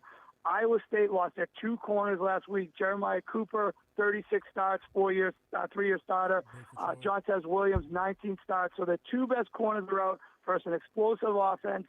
I think Cincinnati gets the job done here. All right, Sorsby, that high-profile standalone game opening weekend of college football. He throws the pick. Has not thrown one since. 10 TDs, 1 interception. Like you said, 4 TDs with his legs as well. Iowa State, their starting quarterbacks, both are out tomorrow. Quickly, Chris, up against the break, the last 2. Okay, yeah, 2 totals for you. Going under Oklahoma, Kent State, whatever the number is. I don't think Kent State's going to score much. You get the number 2 defense in the country, Oklahoma, 3.5 yards a play. And with Mateer being out, Hawkins, who got his feet wet last year in the 7 games, he's just not as explosive a quarterback. The offense won't be efficient. I expect a lower scoring game, go under 52.5 or 53. And then a game that doesn't make any sense to me, I played over 53, a horrible number. We're down to 48.5. I like over Nebraska, Michigan State. Sparty gave up 45 to USC, 24 to Youngstown State, 40 to BC, 129 points, 1,319 yards in the last 3 games. And Nebraska is coming in with the 3rd highest passing offense in the country, 348 yards a game. Raiola's going to blow this thing up. Michigan State gives up 7.8 yards per attempt, 11.6 yards per completion. I don't understand the line movement in this game. I understand Michigan State plays slow, but they're going to have to play a little faster. Nebraska's going to have a big lead in this game. All right. If you want to be entertained on Twitter during the games, you got to follow Chris on Twitter. What's that X account address again, Chris? X account. It's at Real Gage. That's RealGadge. You will be entertained. How can you not be? Yes. Chapatulas for 1,000. Alex, there we go. Chris, good luck to you, brother. We appreciate it. We will talk to you on Sunday for Football Sunday. You gonna be around? I can't wait. Yeah, I'll talk to you on Sunday. We'll be live at the Westgate. All right, buddy. Appreciate it, Chris. Can you spell Chapatulas without looking? TCHOUPITOULAS. I don't know if that's right or not. It sounded good. OS? I couldn't do it without looking. OS? I've been on that street a million times in my life. It's a AS here on the menu. Forget it. Bam. Okay. I spent way too much New time. Orleans native. Way too much time at, oh, geez, I'm drawing a blank. At Napoleon and Tipitinas? Yes. Thank you, Charlie. You complete It's my not like I've sentences. never been. Yes. Don't forget our friends at Legacy Title. Chad Reynolds, Legacy Title for all of you real estate closings, 296-0060, full service title company, servicing all of South Louisiana. Fast, friendly, professional service is what you get when you call Ashley Donald, Mariana Haynes, Adrian Galata, Michael Platt, Natalie and Bradford Smith, 296-0060. Chad Reynolds and Legacy Title. Lock of the Week Friday, presented by Tex Morris at Edward Jones Investments from Ruffino's on 104.5 ESPN Baton Rouge. Live at lunch. Since the 1930s, Supreme Rice has delighted their customers for all of your favorite South Louisiana dishes. Whether you like the brown, long grain, medium grain, jasmine, or the new parboiled rice, Supreme Rice makes your favorite dishes even better. They even have a healthy low glycemic rice, a great option for diabetics and those who have high insulin resistance. Supreme Rice is proud to be part of the Climate Smart program, which promotes water conservation and reduces methane emissions so future generations of Louisiana farmers can enjoy the same benefits. For more information and great recipes, find them online at supremerice.com.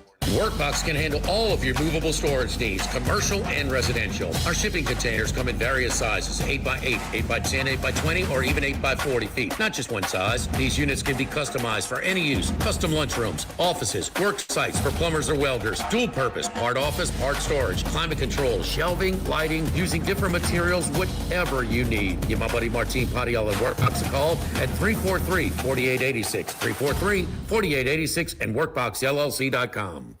Attention vehicle owners. Before you trade your transportation, let K&M Automotive give your vehicle a new lease on life with a remanufactured product from Jasper Engines and Transmissions. A Jasper remanufactured engine, transmission, or differential will extend your vehicle's life, giving you the extra cash to do the things you really enjoy. And Jasper offers a 3-year, 100,000-mile nationwide parts and labor warranty. K&M Automotive, 636-2875. That's K&M Automotive, Siegen near Perkins.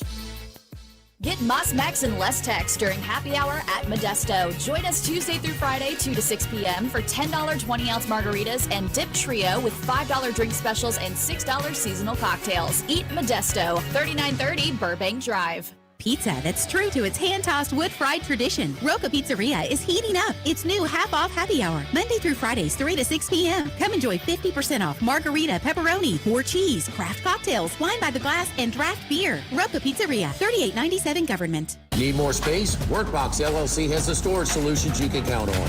Whether you're a homeowner, commercial contractor, or industrial business, we have the space for you.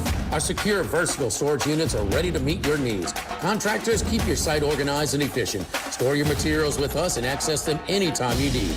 Businesses, industries of any size, Workbox LLC is your trusted partner for flexible, safe storage. Workbox 343-4886 and workboxllc.com. 1950 Phil's Oyster Bar started on Government Street. Then Gus Piazza took over in the 70s, and now his son Anthony has taken it to another level at the current location in South Downs. It's always been a Baton Rouge landmark. Seafood, oysters, po' boys, burgers, and more, all served up in an atmosphere full of sports nostalgia and tons of TVs to catch all the games. Seafood gumbo, crawfish cheesecake, or my favorite, the meatball quesadilla to start. Check out dinner and bar specials at philsoysterbar.com. You know we bleed purple and gold at Phil's Oyster Bar in the South Downs Shopping Center. This is Charles Hanniger for Coastal Capital Advisors, your full-service financial planners. When it comes to retirement, there are no two situations alike. So Coastal Capital Advisors will work with you, your business partners, your legal team, and tax professionals to make sure those goals are achieved. Coastal Capital Advisors will work for you. I know, because they work for me. For more information, contact Philip Fontenot and his great staff at 337-981-1376 or online at coastalcapitaladv.com. Advisory services provided by New Age Advisors, LLC, doing business as Coastal Capital Advisors as a registered investment advisor. Securities offered through New Edge Securities, Inc., member FINRA, SIPC. This is Charles Hanniger for Home Bank. If you're tired of the impersonal, one-size-fits-all style of banking, you deserve a bank that delivers exceptional service and personalized attention to your needs. That's the Home Bank standard. Since 1908, Home Bank has been a trusted financial partner for your businesses and families because they go the extra mile to help you reach your goals. See for yourself why Home Bank is good for business and good for life. Stop by any South Louisiana, Houston, or Natchez area location or find out more at home24bank.com. Home Bank, member FDIC.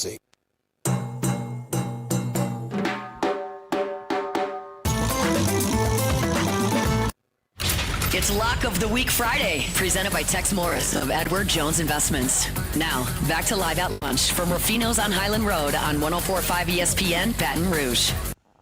Troy, how you doing today, buddy? Doing good. Thanks for having me on again. Yes, indeed. Did you have any survivor picks last night in last night's game in the Rams? Or I mean, I know it was house friendly for the result last night. There's no doubt about that. Just a matter of how much. Well, it's interesting. Yes, the house did win last night. No, I've actually bonked on my survivor play in week 3, so no worries there. But I was expecting to wake up this morning and look at the data and see a very large win for the sportsbook, and that wasn't the case. It was a very, very tiny win. Really? And it had everything to do with, just being a Thursday night game, divisional game, and the 49ers, a consistently decent to competent team that doesn't get blown out a lot, even with battling injuries the last few years, a decent underdog. So we took enough money before the game on the 49ers to win outright. And on top of that, when you end in a tie at the end of the game, we do take enough bets for ties at the end of the game heading into overtime. So, and on top of that, all the popular touchdown scores and all the offensive props hit. So even though on the spread and the money line it was heavily in favor of the Rams, there was enough other things that went right for bettors that the book only ended up with a very, very small win. I guess like Stafford passing yards over, Kyron Williams touchdown. I mean Puka in a touchdown. By the way, how did I call offensive pass interference on that? I mean Devontae Adams has clearly cleared it out for him. Wow, I would have. I know there's a lot of crying today in the survivor pool, the knockout pools. So that usually corresponds with the money line parlays that were busted up. But maybe those aren't. Maybe on Thursday night they don't get started as much as they do in the weekends, Troy. Yeah, for parlays, absolutely. Usually you're seeing same-game parlays on Thursday night having to do with other games on Thursday or potentially Friday college football games. Well, if this game was Sunday night or Monday night instead of Thursday night, oh yeah. Troy. Unless you parlayed it with a baseball game, because the college football game was an awful matchup last night and a stinky line. It was not a game anybody wanted to watch. Except maybe because I had New Mexico State. So that's your best handicap ever. That was a dog that was never in doubt. I mean, very little.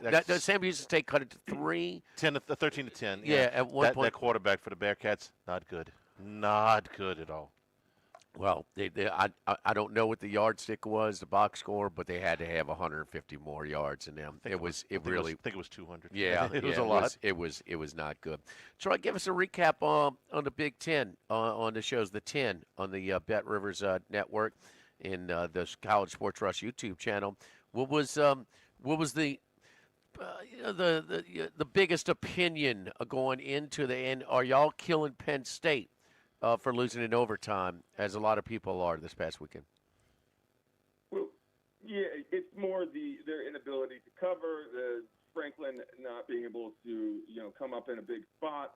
But the thing we really talked about is the line this week at UCLA. UCLA is a bad team. This is a team I've really focused on because you can consistently back them to lose and not cover. And then they make the coaching switch, which can give teams life. That we do see changes, especially in right before the All-Star break in baseball. You can catch 2 or 3 wins by a really bad team when they change the coach. Obviously, they didn't win last week, but they did cover at Northwestern. Penn State is my 25-point favorite going across the country. That's massive for a conference game. Penn State hasn't covered all season. They've had some really, really bad beats. So, we still know that UCLA is not good. Their offense is just very limited. I don't think they've scored a touchdown in the first quarter, and Penn State hasn't allowed a touchdown in the first half thus far. So that's really the game. Even though doesn't have a high watchability index, that's the game that we talked about the most because the line is so fascinating. And what do we make of Penn State as an elite team that should go in and beat the brakes off this team? What was your conversation about this spot for the Illini in Illinois with I mean, the emotional roller coaster that they've been on. They got housed in Bloomington, prime time NBC by the Hoosiers. They come back and have a real gutsy win against USC, capped off by a walk-off field goal. I think 47 yards too. It wasn't a chip shot, for the Illini to win it there. And then next week they got Ohio State, and here they got Purdue this week. So y'all, is Purdue capable? I know that quarterback who's inherited, one of the few inherited players that Barry Odom tried to tell us in the offseason that they were going to be better than people expected. They were near the bottom or at the bottom, as Paul Stone's, certainly in the Big Ten with their power ratings. But they're better than what they were. I like the quarterback who moved the ball, and they moved the ball against Notre Dame. Seems like everybody is against, but only 6 touchdowns, 5 interceptions. But they can. It's a tough spot for Illinois here. Did you guys talk about that game? Yeah, at great length. The fascinating thing for me is that we take a huge amount of tickets on Illinois to win seemingly every week, and because we're big in Illinois, but Illinois bettors cannot bet on Illinois games in college, in state. So it's very fascinating that the general public is so strong in them in a rivalry game that last year was a bit of an interesting affair against a very, very, very bad Purdue team. Purdue this year, they got some spunk to them, and it's what I think 7.5 points maybe. The line on Illinois to win on the money line, you think it would be a little bit shorter, but it's only 345, which certainly you don't play. But I do think there's a great likelihood that Purdue keeps it close, and Illinois has to do what they've done is really speed things up at the end and make things interesting. Very fascinating game. It's got big total at like 57, I think. So we're going to learn a lot about Illinois in this spot because Purdue is no pushover. They're not good, but they're certainly not a pushover. Troy, who are your best 2 picks in the Big Ten or in college football in general this week? I'm taking a flyer on Maryland to do something they don't do very often, and that's win at home. They're plus 200 on the money line against Washington, coming off a really tough game at home against Ohio State. Washington was not good on the road last year. They're having to come across the country. Maryland's lost 7 of 8 at home in conference, but their last win was against USC, a bad road team last year. They were 1-5 going across the country. Now Maryland had to rally back from 14 points down. But I like Maryland to win outright at home. I think they have some explosiveness on offense, and I think they're really starting to move in the right direction under Mike Locksley. Now, I don't know if they're skyrocketing, but they are making progress. I think they have a very capable young quarterback, and I think this is a spot they can catch Washington. Oh, Malik Washington is a very capable quarterback. I mean, a freshman, in-state product, stayed home, and so that gives them a chance to, look, you got to spend some money to keep him now. But, the MLB does the All-Star Weekend. They do the Futures game. Yeah. This is like the Futures quarterback with the kid from Washington, DeMond Williams, and Malik Washington. These guys, I know the Ohio State kept Williams out of the end zone last week, but man, he can play. And Malik Washington kind of looks the part as well. So I need 1 win out of 8 to hit the over on our preseason win totals with 4.5 with Maryland. And one more, Troy. Who else? I would say there's one I'm very leery about that the public is on, and we're seeing 79% of the split on Virginia plus 6.5 at Louisville. Virginia obviously coming off that big amazing win at home against Florida State, one of the best games of the year. I know Louisville is probably not as good as people expected at the beginning of the year, but to see that a top 4 strongest spread play on Virginia plus 6.5 on the road, I'm not sure I'd buy that. I would probably be leading on Louisville to cover at home. Unranked team favored against a ranked team. It's one of my angles, and that's usually why it's so public. Unranked team over the ranked team. Quickly, Troy, up against a brick. Any other things that stick out with the public action besides Virginia with that coming off that big win against Florida State? Yeah, Georgia, all the money line tickets handled. That's in every parlay. Versus Kentucky, they should win. Kentucky's in a bad spot, but the public is heavily invested in that. And then interesting one, Kansas State is the second most wagered on play on the money line, and the fourth most wagered on play to cover the spread +6 at Baylor. We're looking right now at 85% of the spread handles on Kansas State +6 at Baylor. I haven't watched a lot of Kansas State. I've seen a little bit of Baylor.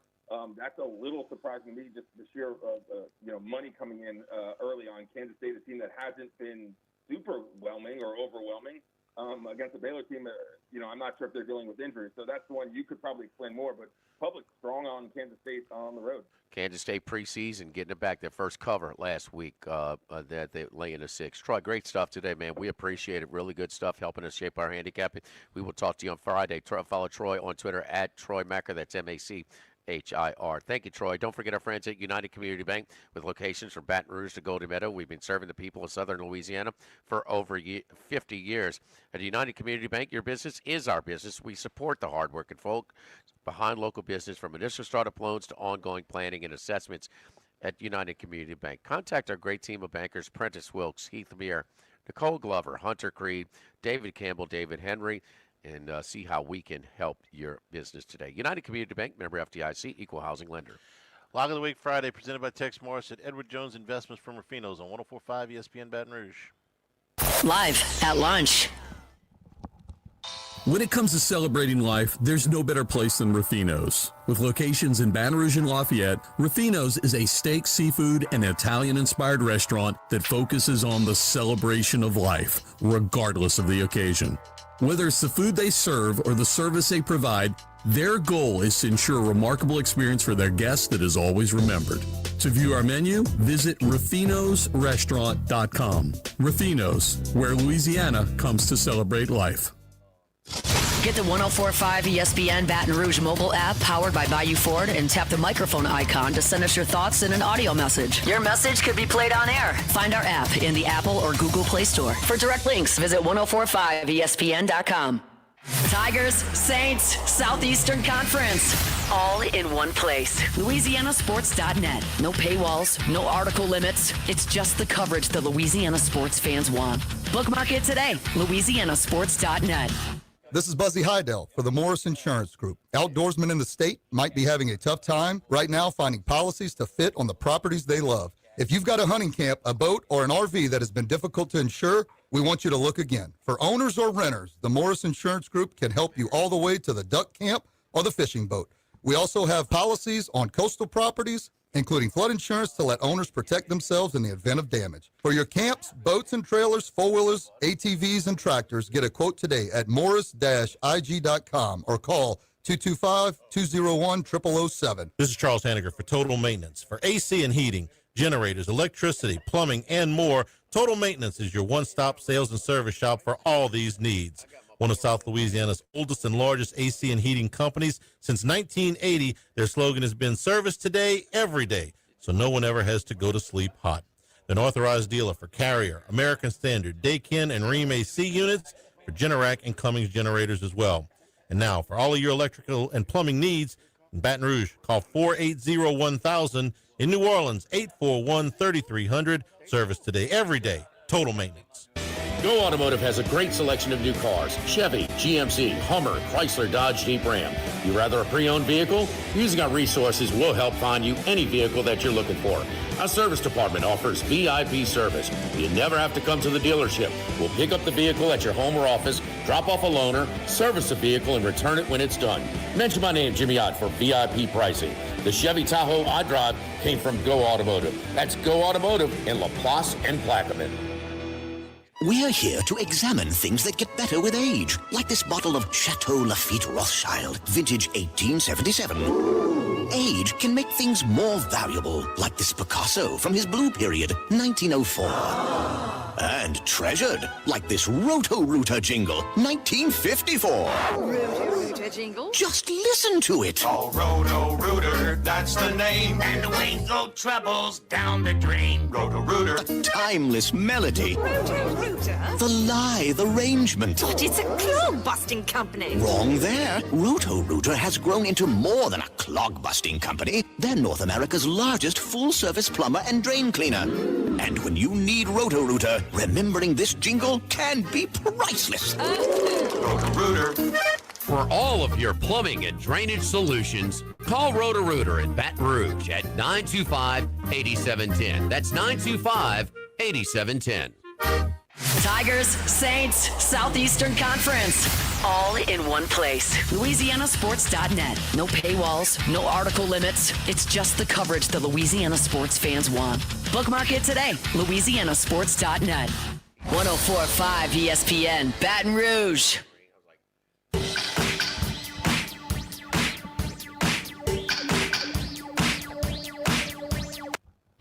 It's Lock of the Week Friday, presented by Tex Morris of Edward Jones Investments.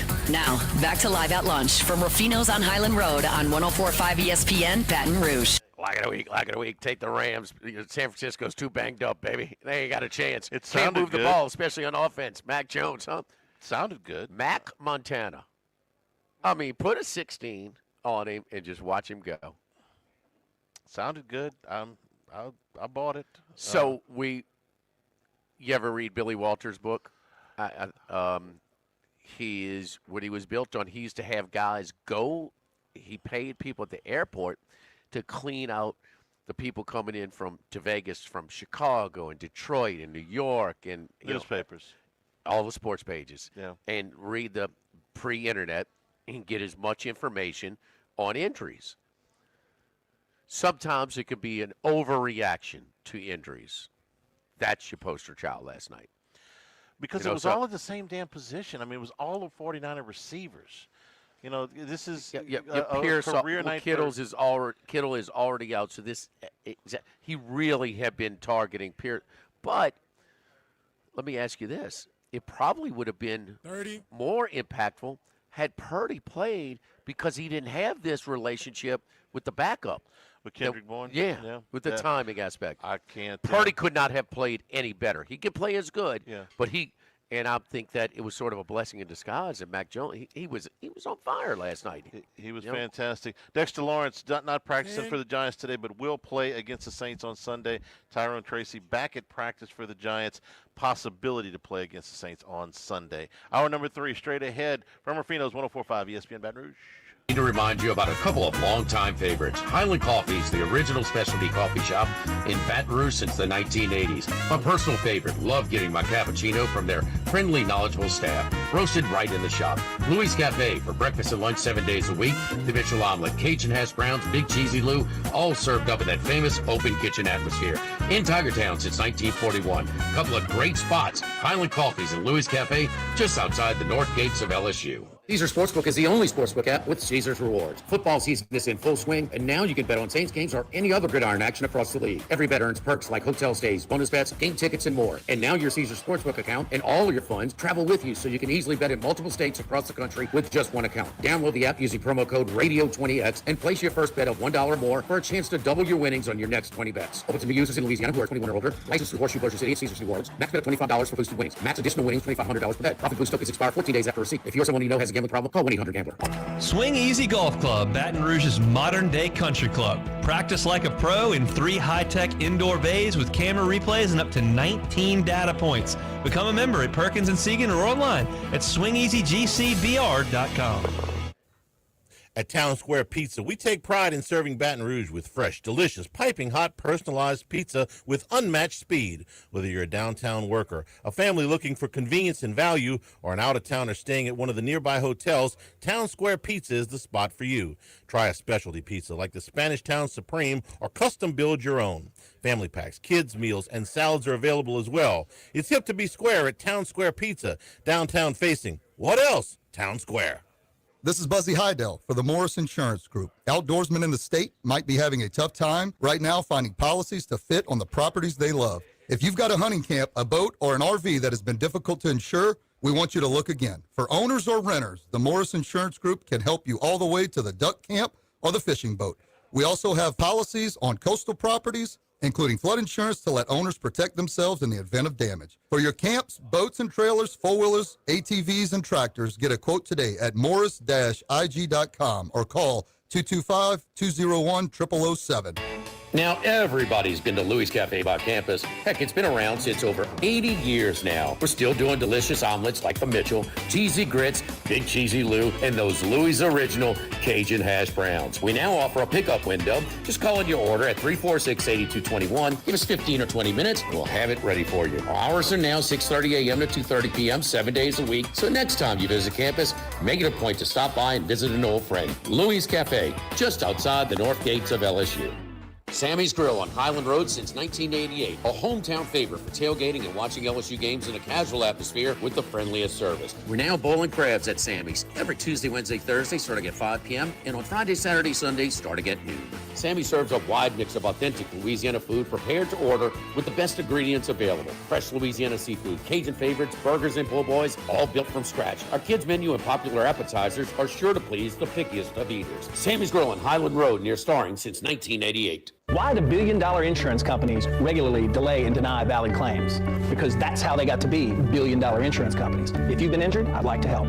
Spencer Callahan is the one to see. Call 387-2323. LA filing number 16-7969. Follow us on Twitter and Facebook at 1045ESPN and on Instagram at ESPN1045. For a look behind the scenes, highlights from our shows, the chance to participate in exclusive contests, and more with 1045 ESPN Baton Rouge. Click through the static and listen to 104.5 ESPN Baton Rouge in high definition. Simply tune to 98.1 and select HD2.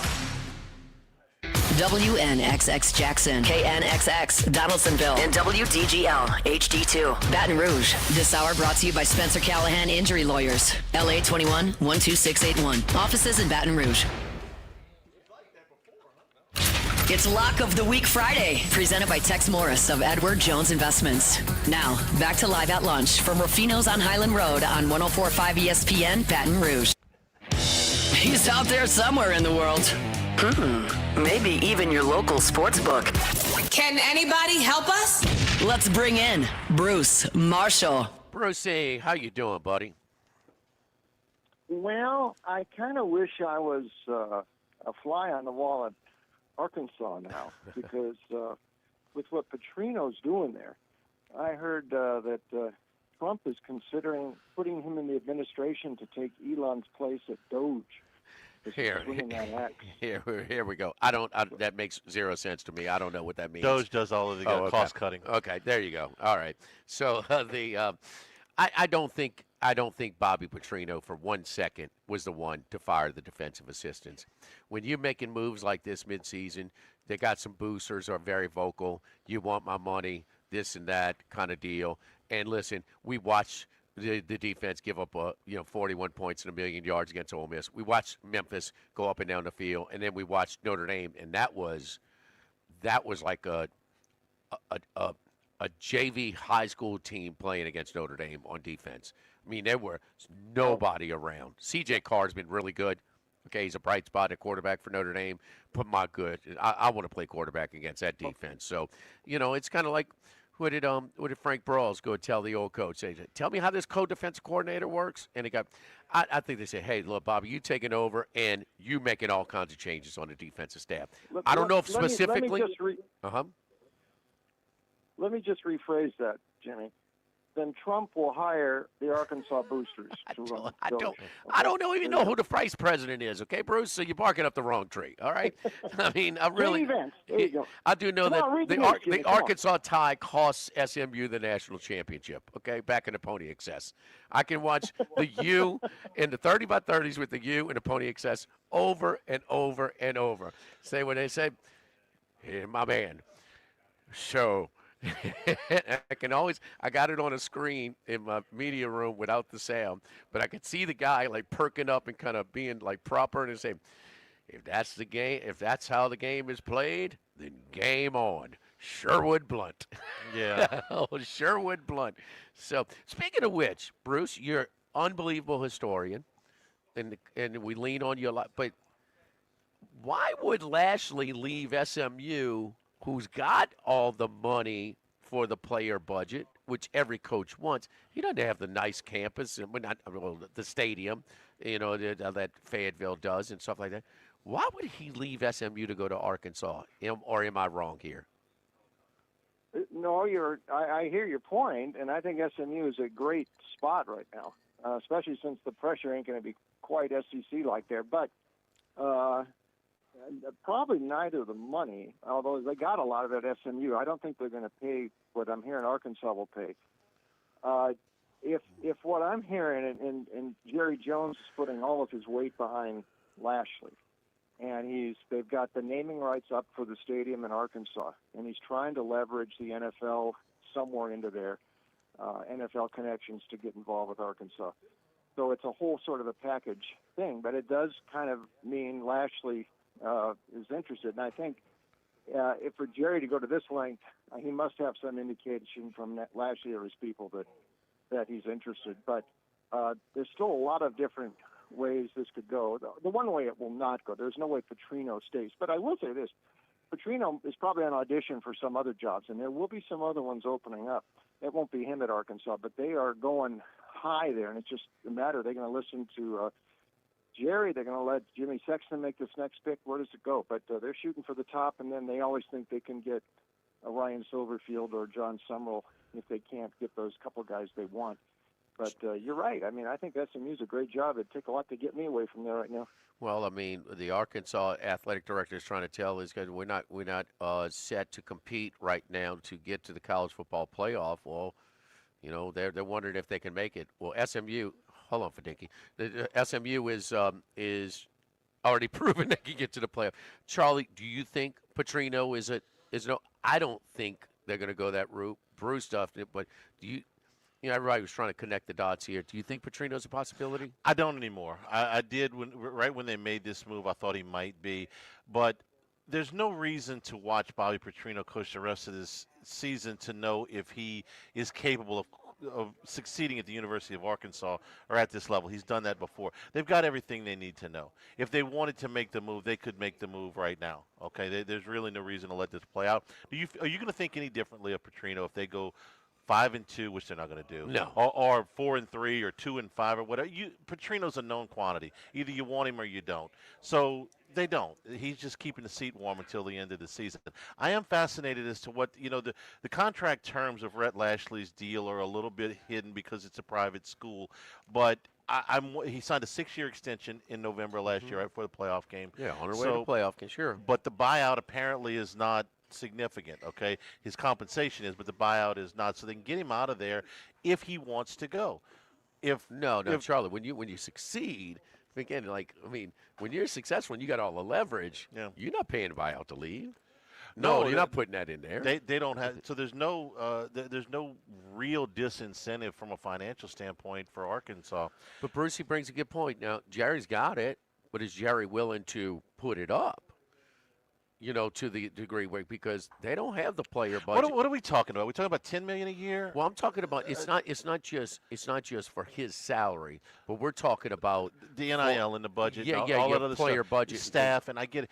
So what are we talking about here? $10 million a year probably is kind of puts you in the middle of the conference now. You know, I mean, that's he can pay whatever he wants. So is it 14? I mean, is it 12? I don't know. I don't either. What do you hear, Bruce? I hear just for the coach, they're willing to go $150 million for 10 years. Whoa! And then that's outside of all the nil stuff. That's how high they're willing to go. When are they going to learn? 10 years is ludicrous. I don't care who he is. 10 years is and who are their permanents? LSU. I mean, that's like $15 million. Who are their permanents, Charlie? I'm thinking LSU, Missouri, and Texas. The A&M, they canceled that one. Yeah, that's not easy. None of it's easy. No. That's so. I mean, my point is that the new coach is going to have to play these every year. And I mean, Arkansas, the next 5 years, Charlie? Where's their conference record going to rank 1 to 14 in the league? 12. Probably. Yeah, I mean, it's a tough spot. The outlier is the Petrino years. Okay, that was the only time they were a real player in the game in the league. I know that they made the miracle on Markham. They got in the championship game. They've been in the SEC championship game multiple times. Okay, but the only time you thought they were really good. They if Lane snuck Kiffin in was in Arkansas, Ole Miss has never been. to the SEC championship game. I think Lane Kiffin could probably do at Arkansas what he's done at Ole Miss. 100. Yes. He would excite that fan base. They have more money than Ole Miss traditionally. Texas, Missouri, and LSU. Well, the permanence. That's what I said. Okay. I think you said Texas A&M. No. We remember I'm sorry. The neutral site was going away. Yeah. Okay. Yeah, we talked about. before. Texas. Yeah. That's right. What's that, Bruce? They're going to shoot right at the top and then just get rejected. So, I mean, I heard at the top of their wish list might be Lincoln Riley, actually, but he's got this big buyout at USC, but we're hearing whispers he might want to get back to that part of the Is he country. succeeding at USC that I don't know of? Huh? No, well, we'll find out more in the next couple of weeks because they could be sitting 4-3 in late October, and he's working for an AD who did not hire him, and there's some dissatisfaction there.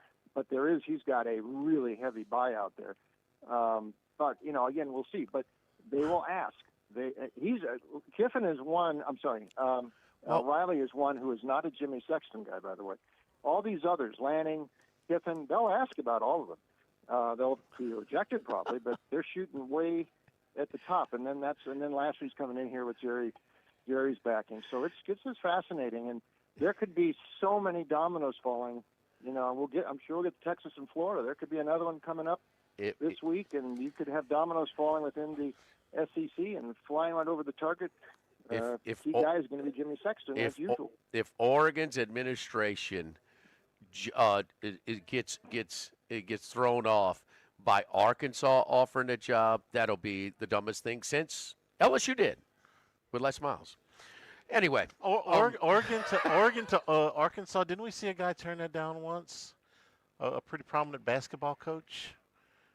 Didn't Dana Altman take the Arkansas job for about 5 minutes? He did the call on the Hogs and said, "Man, it's too goofy for me. Forget about it." Yeah, he was there for about about. I mean, he got on the next returning flight out. He did the calling of the Hogs there. Brucey, one more thing before you get to your picks. For coaching for coaching firings. UCLA. After they lost at home to New Mexico. Arkansas, after they lost at home to Notre Dame. Virginia Tech, after they lost at home to Old Dominion. Oklahoma State, after they lost at home at Tulsa. Sunbelt Billy is at home tomorrow. What's it, 2 touchdowns, 3 touchdowns? How bad does it have to be? And is his job in jeopardy this week with this Texas game? And how about the sharp money that came in yesterday, driving that line all the way down to 4.5 for a little bit yesterday? Yeah, I think that's all right. Everything is spot on there, Jimmy. I think he is in trouble, and immediate trouble. If they lose contact in this game, depending on how it looks, 2-3 touchdowns, I think that would probably be it for him. And then the feeding frenzy starts at Florida. Regardless, this is sort of do or die for Napier. I don't think he lasts to Columbus Day if he doesn't come close this week. That would be 4 straight losses, and this team had some high expectations. I do think, though, they had the whole Lagway thing with him not having a real fall camp, and everything was rehab for him before that first game, and they wanted to get him ready for that stretch of games, but he just did not have the proper prep in summer because they were just trying to get him rehabs and he wasn't taking the normal practice reps and all. If, and this is just here, I'm way up the rumor mill again, what I hear is Eli Drinkwitz really would like that job. That's just, let's file that away, and we'll readdress that in November or December. By the way, the guy who is the new AD at Missouri, Laird Beach, used to be at Memphis. And if Eli leaves, there's your spot for Ryan Silverfield. A lot of dominoes to fall, I know, and there's others that would fall as well. But that's just what I'm hearing in early October. With this new era of player, but the coaching carousel starts way earlier than it used to. Yes. It used to carry us through December, huh, Charlie? November and December. Now it's in September. No, absolutely. If Florida hires Eli Drinkwitz, that is a very, that's very good. solid hire. Yes. I would rather them screw up a lot. Very worse than similar that. to Mullen. Yeah. Mullen, his problem wasn't on the field. No, he was a bad recruiter. Mullen's problems, and now, you give me a big enough checkbook, I can recruit. I don't need 8 Brucey, recruiters let's get to anymore. your top 3 picks before we get to your NFL pick as well. Who are we looking at this weekend? By the way, the one guy all these schools should be looking at is Barton Simmons, the GM at Vanderbilt, guy from 247. That's the guy you should hire because he is brilliant. NFL this week, interesting. Okay, I'm going to stick my neck way out here. I'm going to give Denver a shot to win this game outright in Philadelphia. My gut feel is, and this would be the Broncos haven't really arrived. I beat the Chiefs that game last year. Mahomes didn't play. They should have won the game to Kansas City. But the other games, the Baltimore, Buffalo games last year, they weren't close. This is the one Denver could make its mark.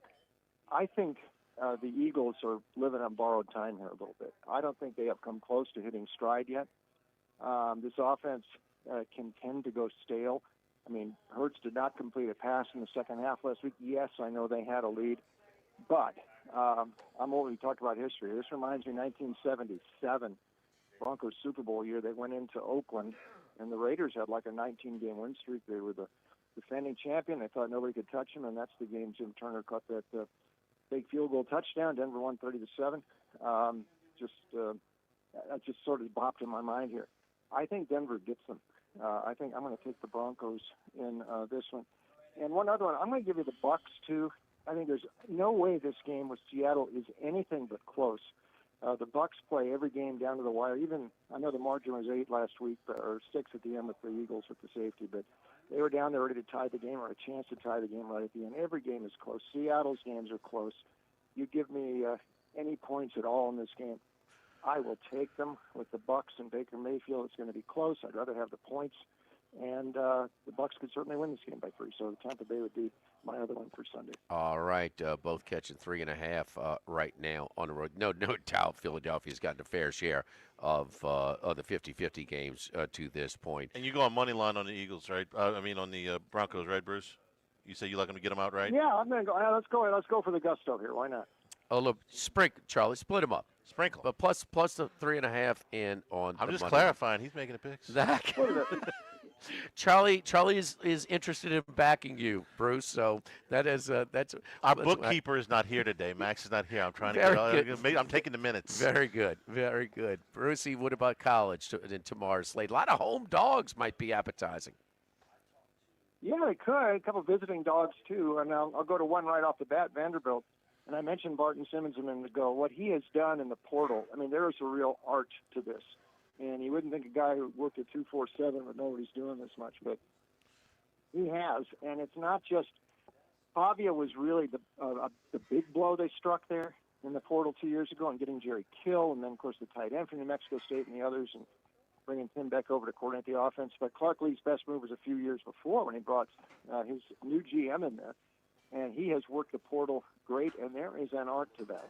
And you look at Florida State last year, UCLA this year. You don't make those pieces fit right, the whole thing collapses. Vanderbilt has made them fit right. And I am not sold yet about Alabama. I know that was one big game last week, and the banana peels have come on the road.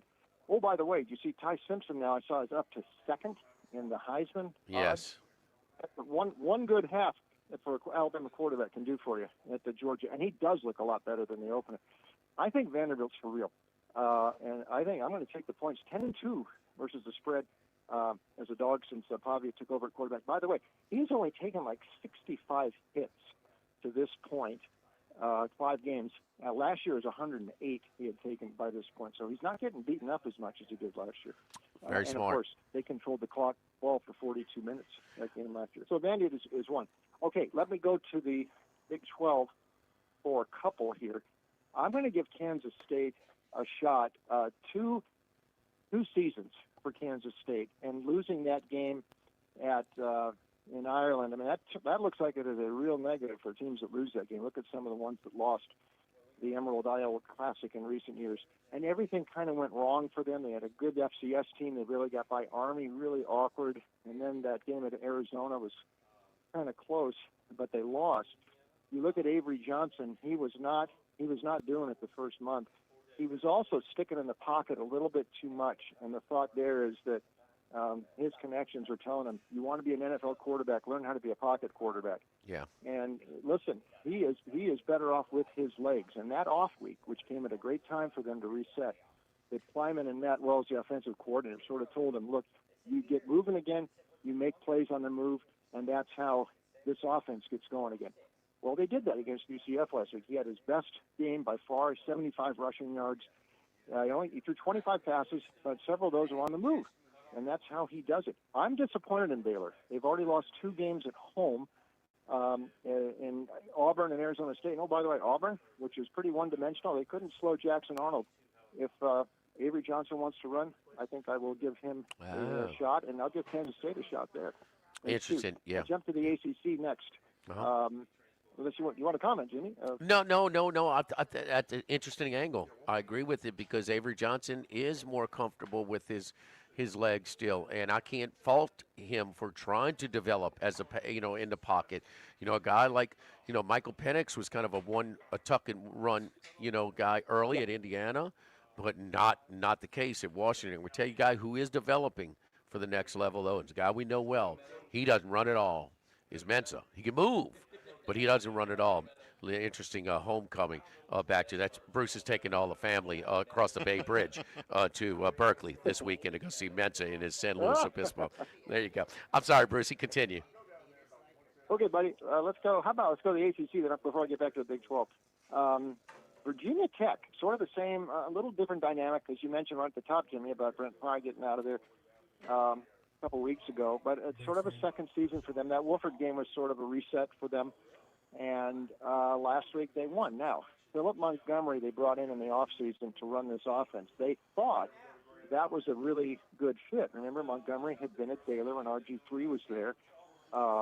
And also he had several good teams with several potent offenses, downhill running game, quarterbacks with some mobility, doing some of the zone read stuff.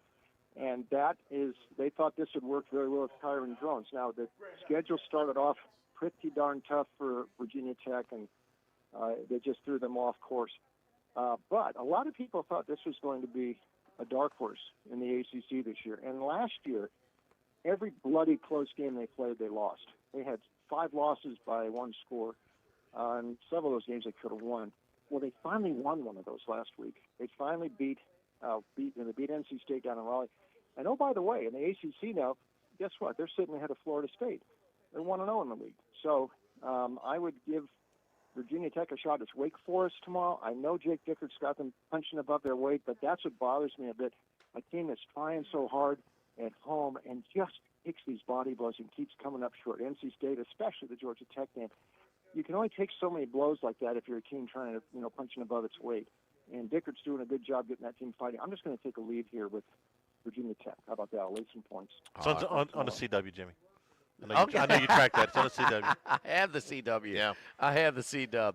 Brucey, great stuff as always, man. We appreciate it. Good luck to you this weekend. Thank you, boys. Take care. All right, don't forget our friends at Federalis Fest. It's here tomorrow. Federalis Fest back for year 3 tomorrow, presented by Williamson Eye Center in Lamar, located at the beautiful Live Oak at Cedar Lodge. That's on Jefferson, right down the street from Town Center. Paul Cawthon, George Porter Jr., Sam Morrow, a great lineup of local and regional acts. It's family-friendly, benefiting the youth-focused nonprofit Be Positive. My buddy Jay Hover from Federalis Fest. I mean, he started the Beauvoir Park thing. He's doing the Live After 5, and he's not just bringing in cover bands here. He's bringing in artists, man, do their original stuff. Should be a great time. I'm going by tomorrow. Take a little break from the Queen in the mid-afternoon and go check out Federalis Fest. Year 3 tomorrow. Looking for something to do in the bye week? Tomorrow, check it out, Federalis Fest down on Jefferson, right down to town from Town Center. Lock of the Week Friday, presented by Tex Morris at Edward Jones Investments from Ruffino's on 104.5 ESPN Baton Rouge. Live at lunch. With all of the financial headlines, are you worried if your retirement savings will last? The market's ups and downs can keep you guessing, especially if you're approaching retirement or considering it. If you have more questions and answers about what's next, let's work together to help ensure you're prepared for your journey. After all, retirement isn't the end of the trek, it's a new beginning. Stop by your local Edward Jones advisor. Tex Morris on Jefferson. Edward Jones, member SIPC. The Grand Bayou Casino, conveniently located off I-10 at exit 139 in Grostead, offers the latest video poker machines 24 hours a day, 7 days a week. Got a great staff at the Grand Bayou Casino. Our inviting staff will greet you with complimentary coffee and sodas as you enjoy listening to the curated tunes in our comfortable seating. Make the trip to Grand Bayou Casino, where players are welcome. The Grand Bayou Casino, I-10 at the Grostead exit. If you or someone you know has a gambling problem, call 1-877-770-STOP. The Grand Bayou Casino. This is Charles Hanniger for Coastal Capital Advisors. When it comes to retirement, no two situations are alike, so Coastal Capital Advisors will tailor a plan for your family's needs no matter your age or your financial situation. The bottom line is Coastal Capital Advisors will work with you and build a lifetime relationship. I know, because they work for me. For more information, contact Philip Fontenot and his staff at 337-981-1376 or online at coastalcapitaladv.com. Advisory services provided by New Age Advisors, LLC, doing business as Coastal Capital Advisors as a registered investment advisor. Securities offered through New Age Securities, Inc., member FINRA, SIPC. Louisiana, you've got a new home for coverage of LSU, the New Orleans Saints, and the Southeastern Conference. LouisianaSports.net. LouisianaSports.net. Feature stories, opinion columns, recruiting updates, in-game reports, and it's all free. No paywalls, no annoying pop-up ads, no recurring subscriptions, just the content you crave. From the folks that bring you 104.5 ESPN Baton Rouge, it's LouisianaSports.net. This is Buzzy Heidel for the Morris Insurance Group. Outdoorsmen in the state might be having a tough time right now finding policies to fit on the properties they love. If you've got a hunting camp, a boat, or an RV that has been difficult to insure, we want you to look again. For owners or renters, the Morris Insurance Group can help you all the way to the duck camp or the fishing boat. We also have policies on coastal properties, including flood insurance to let owners protect themselves in the event of damage. For your camps, boats and trailers, four-wheelers, ATVs, and tractors, get a quote today at morris-ig.com or call 225-201-0007. This hour of Live at Lunch with Ott and Hanny is brought to you by Dana Brown at the law offices of O.C. Brown, 343-1111, and ocbrown.com. Roto-Rooter for all your plumbing needs, 925-8710. Supreme Rice, grown, milled, processed in Louisiana since 1936. United Community Bank, the local way to bank big. Tex Morris at Edward Jones Investments on Jefferson Highway, 928-8659. Total Maintenance, your one-stop shop for AC, electrical, generators, and plumbing. Service today, every day for Total Maintenance and Coastal Capital Advisors. Markets evolve. We adapt. The Live at Lunch with Ott and Hanny Restaurant Club. Sammy's Grill on Highland Road. A hometown favorite for tailgating and watching LSU games since 1988. Snow Seafood and Steak for over 50 years on Airline, Highway, and Highway 74 in Gonzales. Dozy Place for hand-cut steaks on Government Street and Mid-City. Louis Cafe, a Baton Rouge landmark since 1941. Just outside the north gates of LSU. Fin Bomb, sushi, burrito, poke, ramen at Burbank and Lee. You've heard me talk about Workbox services and how they can handle all of your movable storage needs for both commercial and residential. With our shipping containers of all sizes, customized in any way that you need or desire. Now Martine Padial has expanded his coverage outside the Baton Rouge area. Workbox can now service the Gulf Coast and New Orleans areas all the way to Lake Charles. Our staff at Workbox continues to grow with Hannah, Martine Jr., Brandy, and Chris. Do like I did when I needed a movable storage unit. Call Workbox at 343-4886 or workboxllc.com. Charles Hanniger's 5-pack of picks. Brought to you by Supreme Rice. Make sure you use Louisiana rice, grown by Louisiana farmers since 1936. Available at most local grocery stores. Supreme Rice. I brought a member of the Supreme Rice staff in to oversee my picks today, right? Yeah, he's trying to. Come on, man, we got a show to run here, huh? Just order your damn food, boy. 3-1-1 last week, so we're ahead of it. 3-1-1. 3-1-1. So we're ahead of it a little bit. Let me start out with a total, just to have a little bit of fun. We had fun with the total last week with Virginia on Friday night. So let's give you Virginia over again against Louisville. This is one of those unranked teams favored against a ranked team. Louisville's a 6.5-point choice. We're going to play the total here over 60.5. Cavs are 8th in the country in total offense, 46 points a game, but they're 64th in total defense.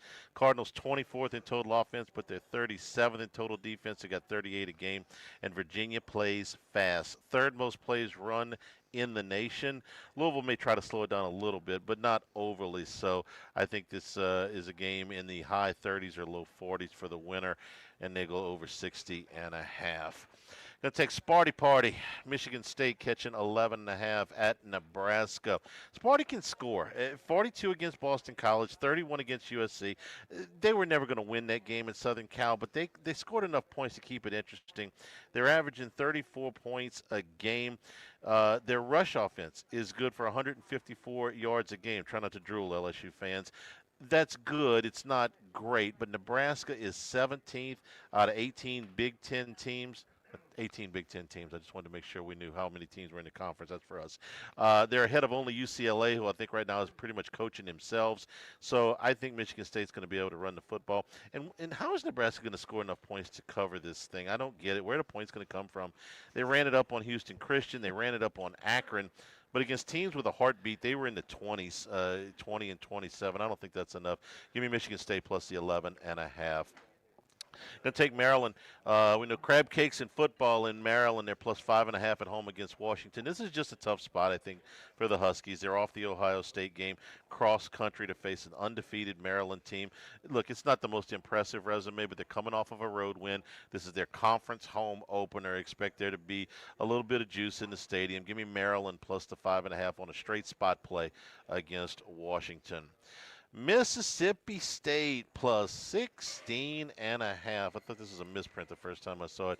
16.5 at A&M. Look, I know State's coming off an exhausting loss, and I know they're on the road, and I know A&M should have beaten Auburn by more according to the yardstick. Am I making actually the case for A&M? Because I'm on Mississippi State here, but State started the season with a win on the road. They beat Arizona State. That win's holding up nicely. Arizona State, that's their only loss. Then they gave Tennessee all they wanted last week. A&M will usually give up some points. Auburn is just so one-dimensional. But UTSA and Utah State both scored in the 20s. Notre Dame scored 40. State can score. I think they keep this one within shouting distance. I take Mississippi State plus 16.5. And another tough spot play for the Dukies. They got to go cross country to play in the middle of the night at Cal. Cal is catching 3. We'll take the home dog here. Tough spot for Duke. Off to Syracuse. This is 2 back-to-back road games. Went up to Syracuse, handled Syracuse. Was a rough start for Ricky Collins and a rough start for really the Syracuse offense. Receivers fumbled a couple of balls. They get away from that, but they got to go turn right around and go cross country to Duke. Cal's won a couple of road games, so they come home after 2 games on the road. 4 good games and 1 bad one for Cal. We'll say they got another good one in them here for Jaron Keave Sangapulatelli. Jaron Keave Sangapulatelli. We'll take Cal plus the 3 at home against Duke. Sangapulatelli, yes, indeed. Sangapulatelli. I'm working on this. Yes, they got the end silent. Yes, Actually, the end is there's no N in there, but it has an N sound. Take Polynesian pronunciations for 400, Alex. So they get the win on the road last week in BC. It was their travel game last week. Yeah. From Berkeley to. I've been to Berkeley's campus too. It's so weird. You go, it's 10 to 15 minutes from Oakland, but a world apart. I mean, just a world apart. It's weird, man. It's different. So Duke makes they'll be kicking off 10:30 p.m. Duke local time in the Triangle, Durham, Chapel Hill, Durham, Raleigh, but not for Darian Mensah. Mensah grew up 3.5 hours south at San Luis Obispo. That's right. So he's it's a straight shot there, and so maybe a little bit of a homecoming for him. He has caught fire as of late. He's averaging over 315 yards a game passing, and it's kind of 6 really good quarters. Second half against NC State, and then the game against Syracuse. But he's doing his thing, and Charlie, he's got like maybe 8 rushing attempts on the year. He is passer. It seems like they've cut the turnovers down, too. The whole offense has cut the turnovers down. It's a problem. A big spot, second quarter, 3rd and 11, near midfield, NC State. C.J. Bailey, I think LSU might be somewhat interested in the quarterback for NC State, but 3rd and 11 near midfield. They just hand off. They give, wait a minute, we're paying $7 million for 2 years for Mensah to come here. What are we doing on 3rd and 11? We got to try and throw the ball here. Yeah. I mean, we're not playing Texas defense or LSU's or something like that. And they got that interception, It was a C.J. Bailey. It was about a minute to go in the first half. Duke jumped on 4th down. Well, C.J. Bailey thinks he has a free down. He just throws it. It's a pick. They run it back. It's kind of smart, and Mensa's been lights out since. So just you want to talk about these two really good young quarterbacks. Sungapulatelli and Mensa. We talk about the futures game maybe in College Park with Malik, Washington. I love how Paul Stone says Malik. But anyway, Malik, Washington, and Damon Williams. So, I mean, this is young. These are good, really good, talented quarterbacks at non-traditional powers. Maryland, Washington, Duke, ACC. Yeah. Now, the local kid, he got benched last week. He threw 2 bad interceptions and got benched. Now, he's starting tomorrow, but Eli Holstein from Zachary. Yeah. So he just, 1st and goal from the 4, you can't throw a pick. They put him on there. the bench in the second half last week? They benched him. Okay. Yeah, and Narduzzi said, no, he's starting, and he should. But he was bad. Tie game inside, 1st and goal at the 4. The back is coming out on a wheel route, and he throws it short, intercepted by the linebacker, and then he throws a pick to set up Louisville's game-winning score. So over Virginia and Louisville, Michigan State plus 10.5. Charlie, the 2 biggest moves as of yesterday, and this kind of late Thursday, early Friday, is when we see significant sharp action. State was 13.5. They bet A&M to 16.5. Wow. So from 13.5 to 6.5, and then yesterday it went from 6.5, 7, Texas against Florida, down to 4.5. It's back at mostly 5.5, most shops right now, but sharp money on Florida and Texas A&M. So, some of the respected money right there. Don't forget our friends at Total Maintenance. Total Maintenance, one of South Louisiana's oldest and largest AC and heating companies since 1980. My buddy Lucas Ragusa, who's worked in every level of this operation for an AC and heating operation. That's why he knows what it takes to recruit people, to operate efficiently. I mean, you've heard the horror stories. Wait, I called him out. I called some AC company. AC unit broke down, didn't get there for 2 days. Not going to happen at Total Maintenance. Call them up at 480-1000. Service today, every day means you will never sleep hot at Total Maintenance. Total Maintenance, 480-1000. Live at Ruffino's Lock of the Week Friday, presented by Tex Morris at Edward Jones Investments on 104.5 ESPN Baton Rouge. Live at lunch. Sammy's Grill on Highland Road since 1988. A hometown favorite for tailgating and watching LSU games in a casual atmosphere with the friendliest service. We're now boiling crabs at Sammy's. Every Tuesday, Wednesday, Thursday, starting at 5 p.m. And on Friday, Saturday, Sunday, starting at noon. Sammy serves a wide mix of authentic Louisiana food prepared to order with the best ingredients available. Fresh Louisiana seafood, Cajun favorites, burgers, and po' boys, all built from scratch. Our kids' menu and popular appetizers are sure to please the pickiest of eaters. Sammy's Grill on Highland Road, near Starring since 1988. Get the 104.5 ESPN Baton Rouge mobile app powered by Bayou Ford and tap the microphone icon to send us your thoughts in an audio message. Your message could be played on air. Find our app in the Apple or Google Play Store. For direct links, visit 1045ESPN.com. Tigers, Saints, Southeastern Conference. All in one place. LouisianaSports.net. No paywalls, no article limits. It's just the coverage the Louisiana sports fans want. Bookmark it today. LouisianaSports.net.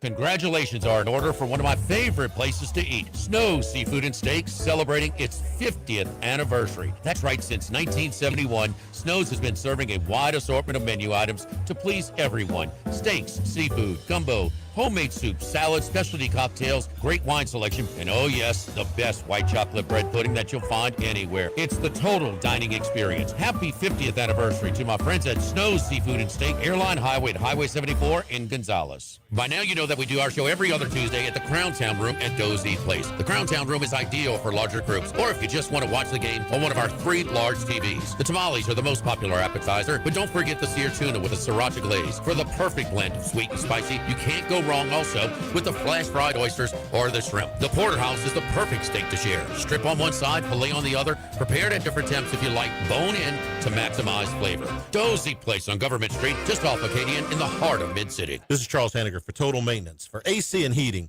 generators, electricity, plumbing, and more, Total Maintenance is your one-stop sales and service shop for all these needs. One of South Louisiana's oldest and largest AC and heating companies. Since 1980, their slogan has been service today, every day, so no one ever has to go to sleep hot. An authorized dealer for Carrier, American Standard, Daikin, and Rheem AC units, for Generac and Cummins generators as well. And now, for all of your electrical and plumbing needs, in Baton Rouge, call 480-1000. In New Orleans, 841-3300. Service today, every day. Total maintenance.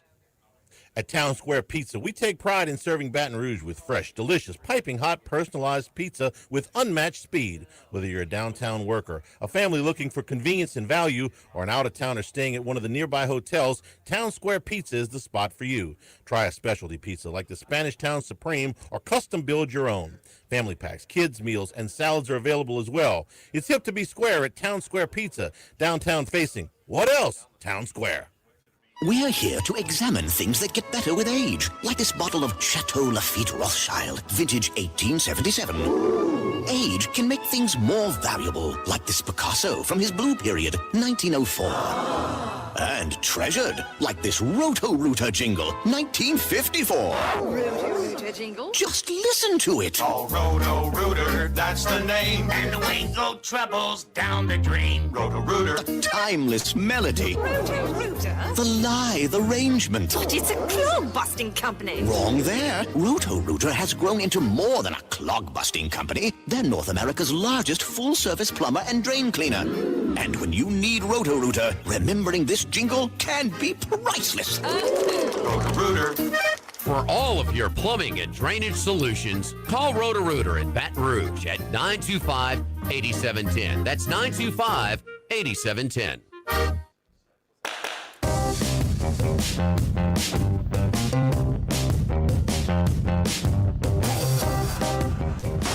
Jimmy Ott's 5-pack of picks, brought to you by Supreme Rice. Make sure you use Louisiana rice, grown by Louisiana farmers since 1936. Available at most local grocery stores. Supreme Rice. All right, Charlie, before we do mine, let's get Max's out the way here. You have his. He was 2-3 last week. He is 15-15, but he lets us know he's 5-1 on his locks. Okay. On his locks. And his lock, we'll start with that one, and I'll let you get to the rest of them here. But does revenge count from a game 2 years ago? I'm not even sure they count from last year anymore with the roster turnover, but okay. But this is the same coach. Remember, this was the game that got the whole Coach Prime thing going. Oh, when Dion and yes, they upset TCU. Yeah. TCU's coming off of a national championship game appearance, a wild card. They were not nearly as good the next year, but they came in 18, 19-point dogs and went outright on Coach Prime's first one, and he is He let the world know. He is grandstanding after 1-0. They went there for game day. Went there for the Colorado State game 2 weeks later. Little did we know that Coach Prime, they go to overtime. We'll take the ball first. Oh, no, you don't do that. You don't do that. Oh, how about this year? Opening game against Georgia Tech. Oh, we're down 7 with a minute and change to go. Got 2 timeouts. Ball at our own 25. Clock runs out. We still got 2 timeouts. Can't cash them in. Use them. I mean, this guy does some dumb things, man. We love Coach Prime, great player, whatever. And controversial, a lot of sizzle, but he makes Les Miles look like freaking Bill Belichick with the game management, man. My goodness, there. All right, so he's got that. What else does Max have this week? Okay, a game that I like a lot. I just didn't want you to make fun of me for taking a 24.5-point road favorite. Penn State almost made my card. Minus 24.5 at UCLA. This is an enormous number for a road favorite, but UCLA is basically coaching themselves right now. I mean, they wiped out the entire staff. And Little Neuheisel calling the plays this week. 0-12 is a real possibility there. Penn State gets minus 24.5. He's taken Florida plus the 5.5 against Texas. Hey, you've seen both of these defenses. How would you compare Florida, just the defenses now, Florida's defense to Ohio State's defense? Ohio State's better, but Florida's good. Yeah, that's what I think too. And we saw Arch Manning struggle against Ohio State's defense. First true road start. He's had 3 preseason games, 3 rental wins to get right. Let's see how much progress he's made. But he flexed up on Sam Houston State. Right, The yeah, team well- that got beat by how many? But New Mexico State without Diego Pavia? I didn't want to ask you the difference between Sam Houston's defense and Florida's defense. I thought that should have been pretty self-explanatory. So Florida plus the 5.5. Kentucky and Georgia, he's taken under 48.5. I don't have a strong opinion there. Kentucky's got the worst quarterback situation in the power conferences, according to ESPN. Turned the ball over, We've too, seen last both week. of them, not very good. Georgia's going to be in a bad mood, so he's taking under 48.5 there. And the old ranked team underdog to, I'm sorry, the unranked team favored over ranked team. Thank you. Yes. Cincinnati minus 1.5 against Iowa State. Also wanted to throw this in. 20. He's our weather guy. 20 to 30 mile an hour winds with gusts up to 40 in Lincoln tomorrow for Michigan State and Nebraska. That makes me feel even better about Michigan State plus 11.5. If it's gonna affect the passing games, Nebraska is the second worst run defense in the Big Ten. Michigan State runs it okay. If they can't throw the ball, I love Sparty tomorrow. Love Sparty. You know, Stoops certainly will try and shorten that game over in Georgia. That Kentucky-Georgia, that thing, of course, it's former SEC Eastern Divisional annual opponents, but that thing is going under traditionally for a long time. And the coaches are the same. I mean, Kirby wants to run the ball first. Yeah. Stoops wants to shorten the game. I remember it's like COVID year. We were doing a show in studio, and I got the under.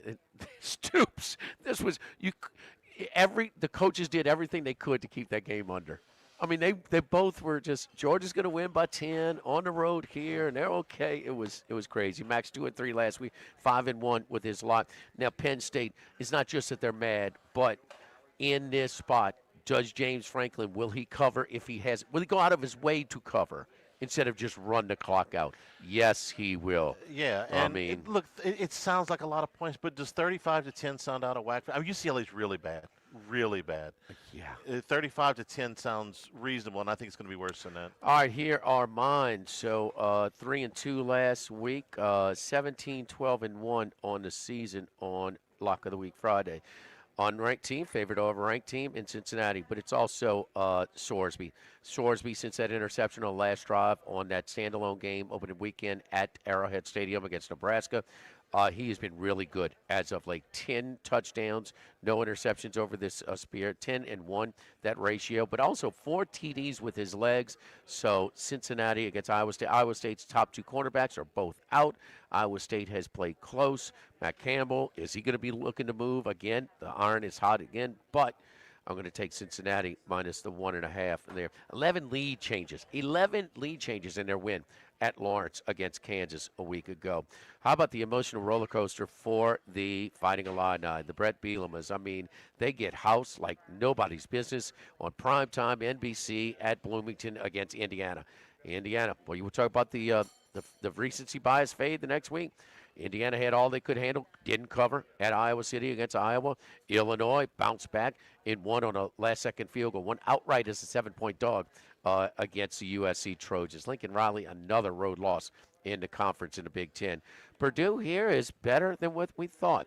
Now, he's got a third-year quarterback at Purdue. His quarterback was inherited. He didn't bring him in, but he tried to tell us that they were better than advertised.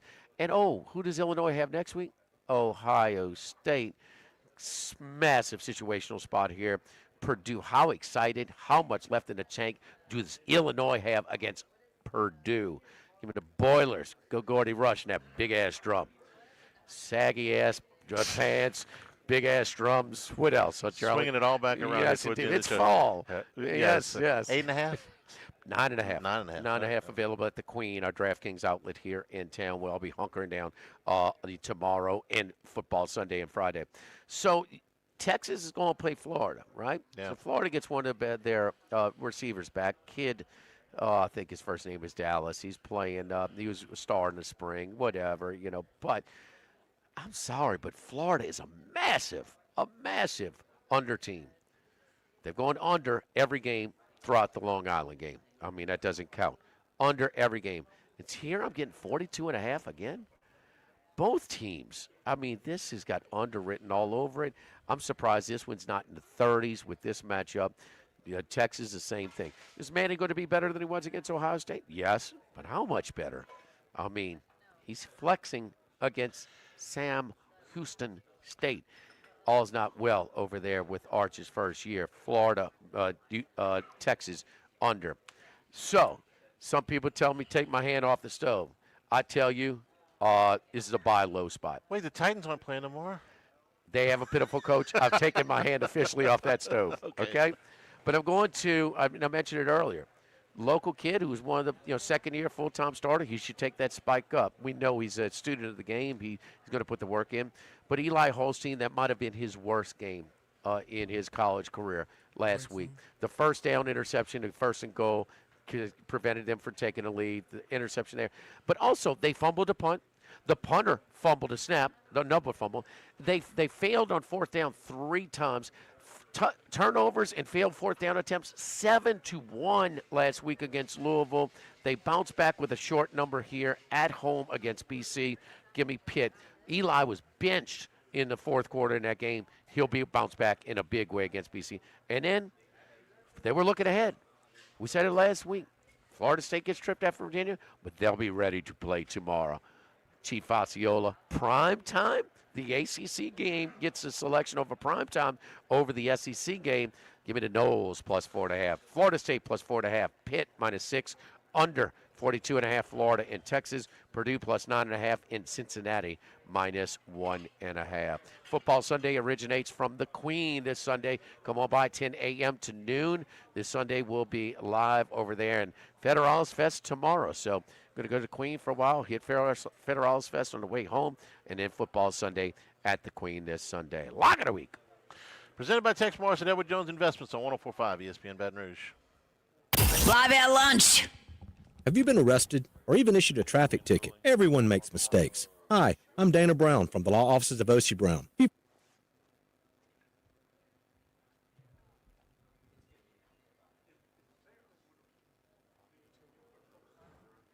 For us to aggressively and effectively represent you. Before making any decisions, call us at 22. Whenever you're ready, Jordan.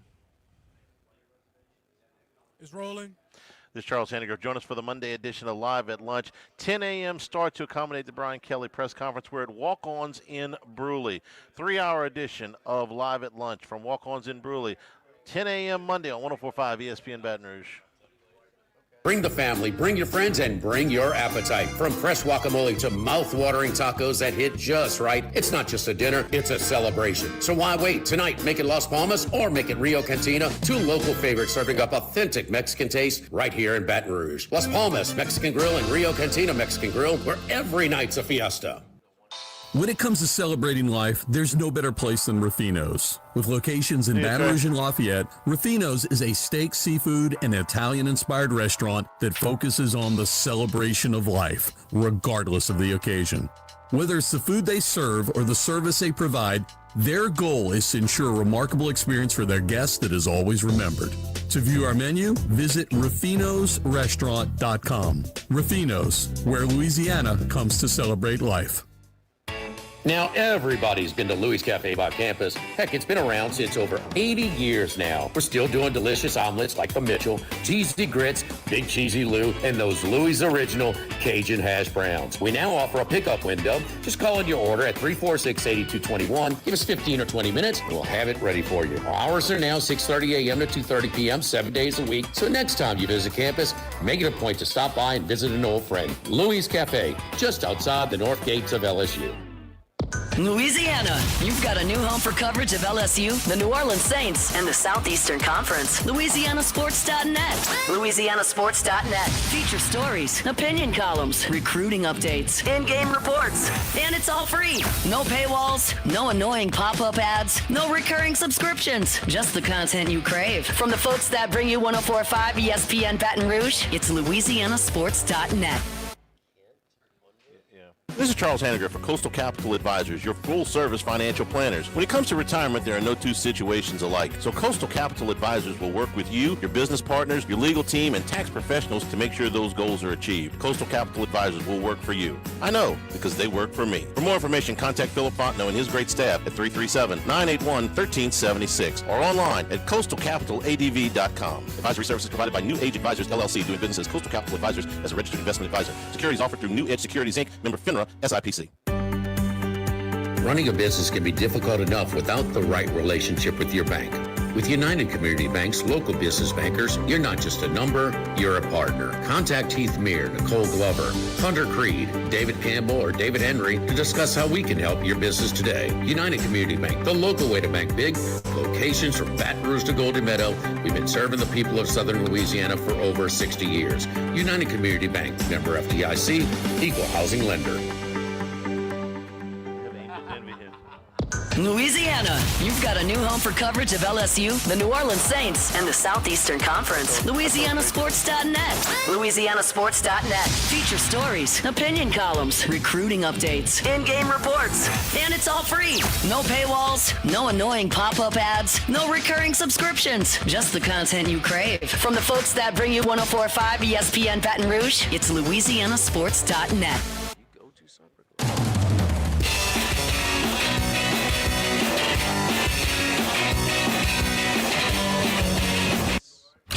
It's Lock of the Week Friday, presented by Tex Morris of Edward Jones Investments. Now, back to Live at Lunch from Ruffino's on Highland Road on 104.5 ESPN Baton Rouge.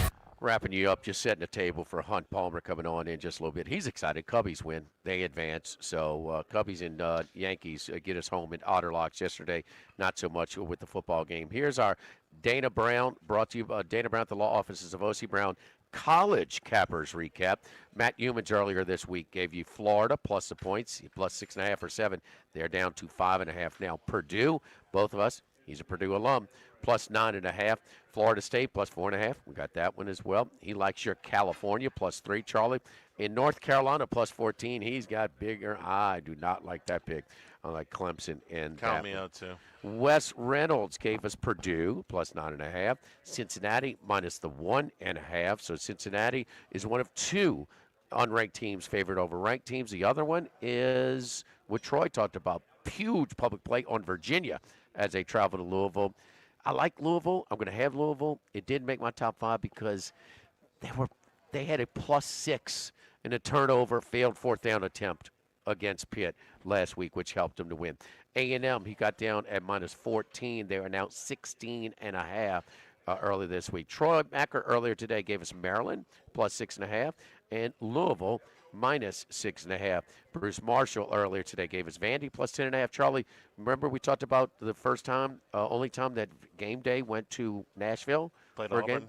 So how many times have they been to an away game for Vandy? 0.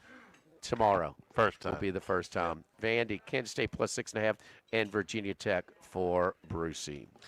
Thanks. LouisianaSports.net. We'll have a recap of a lot of the picks later on today as Matt will post them. No game day tomorrow, of course, with What LSU you doing? off. What you doing? Watching ball, baby. Football Sunday from the Queen on Sunday at 10 a.m. for Jimmy. Jordan back in the studio. I'm Charles Hanniger saying thank you and good afternoon. Stay tuned for Hunt Palmer on 104.5 ESPN Baton Rouge. Live at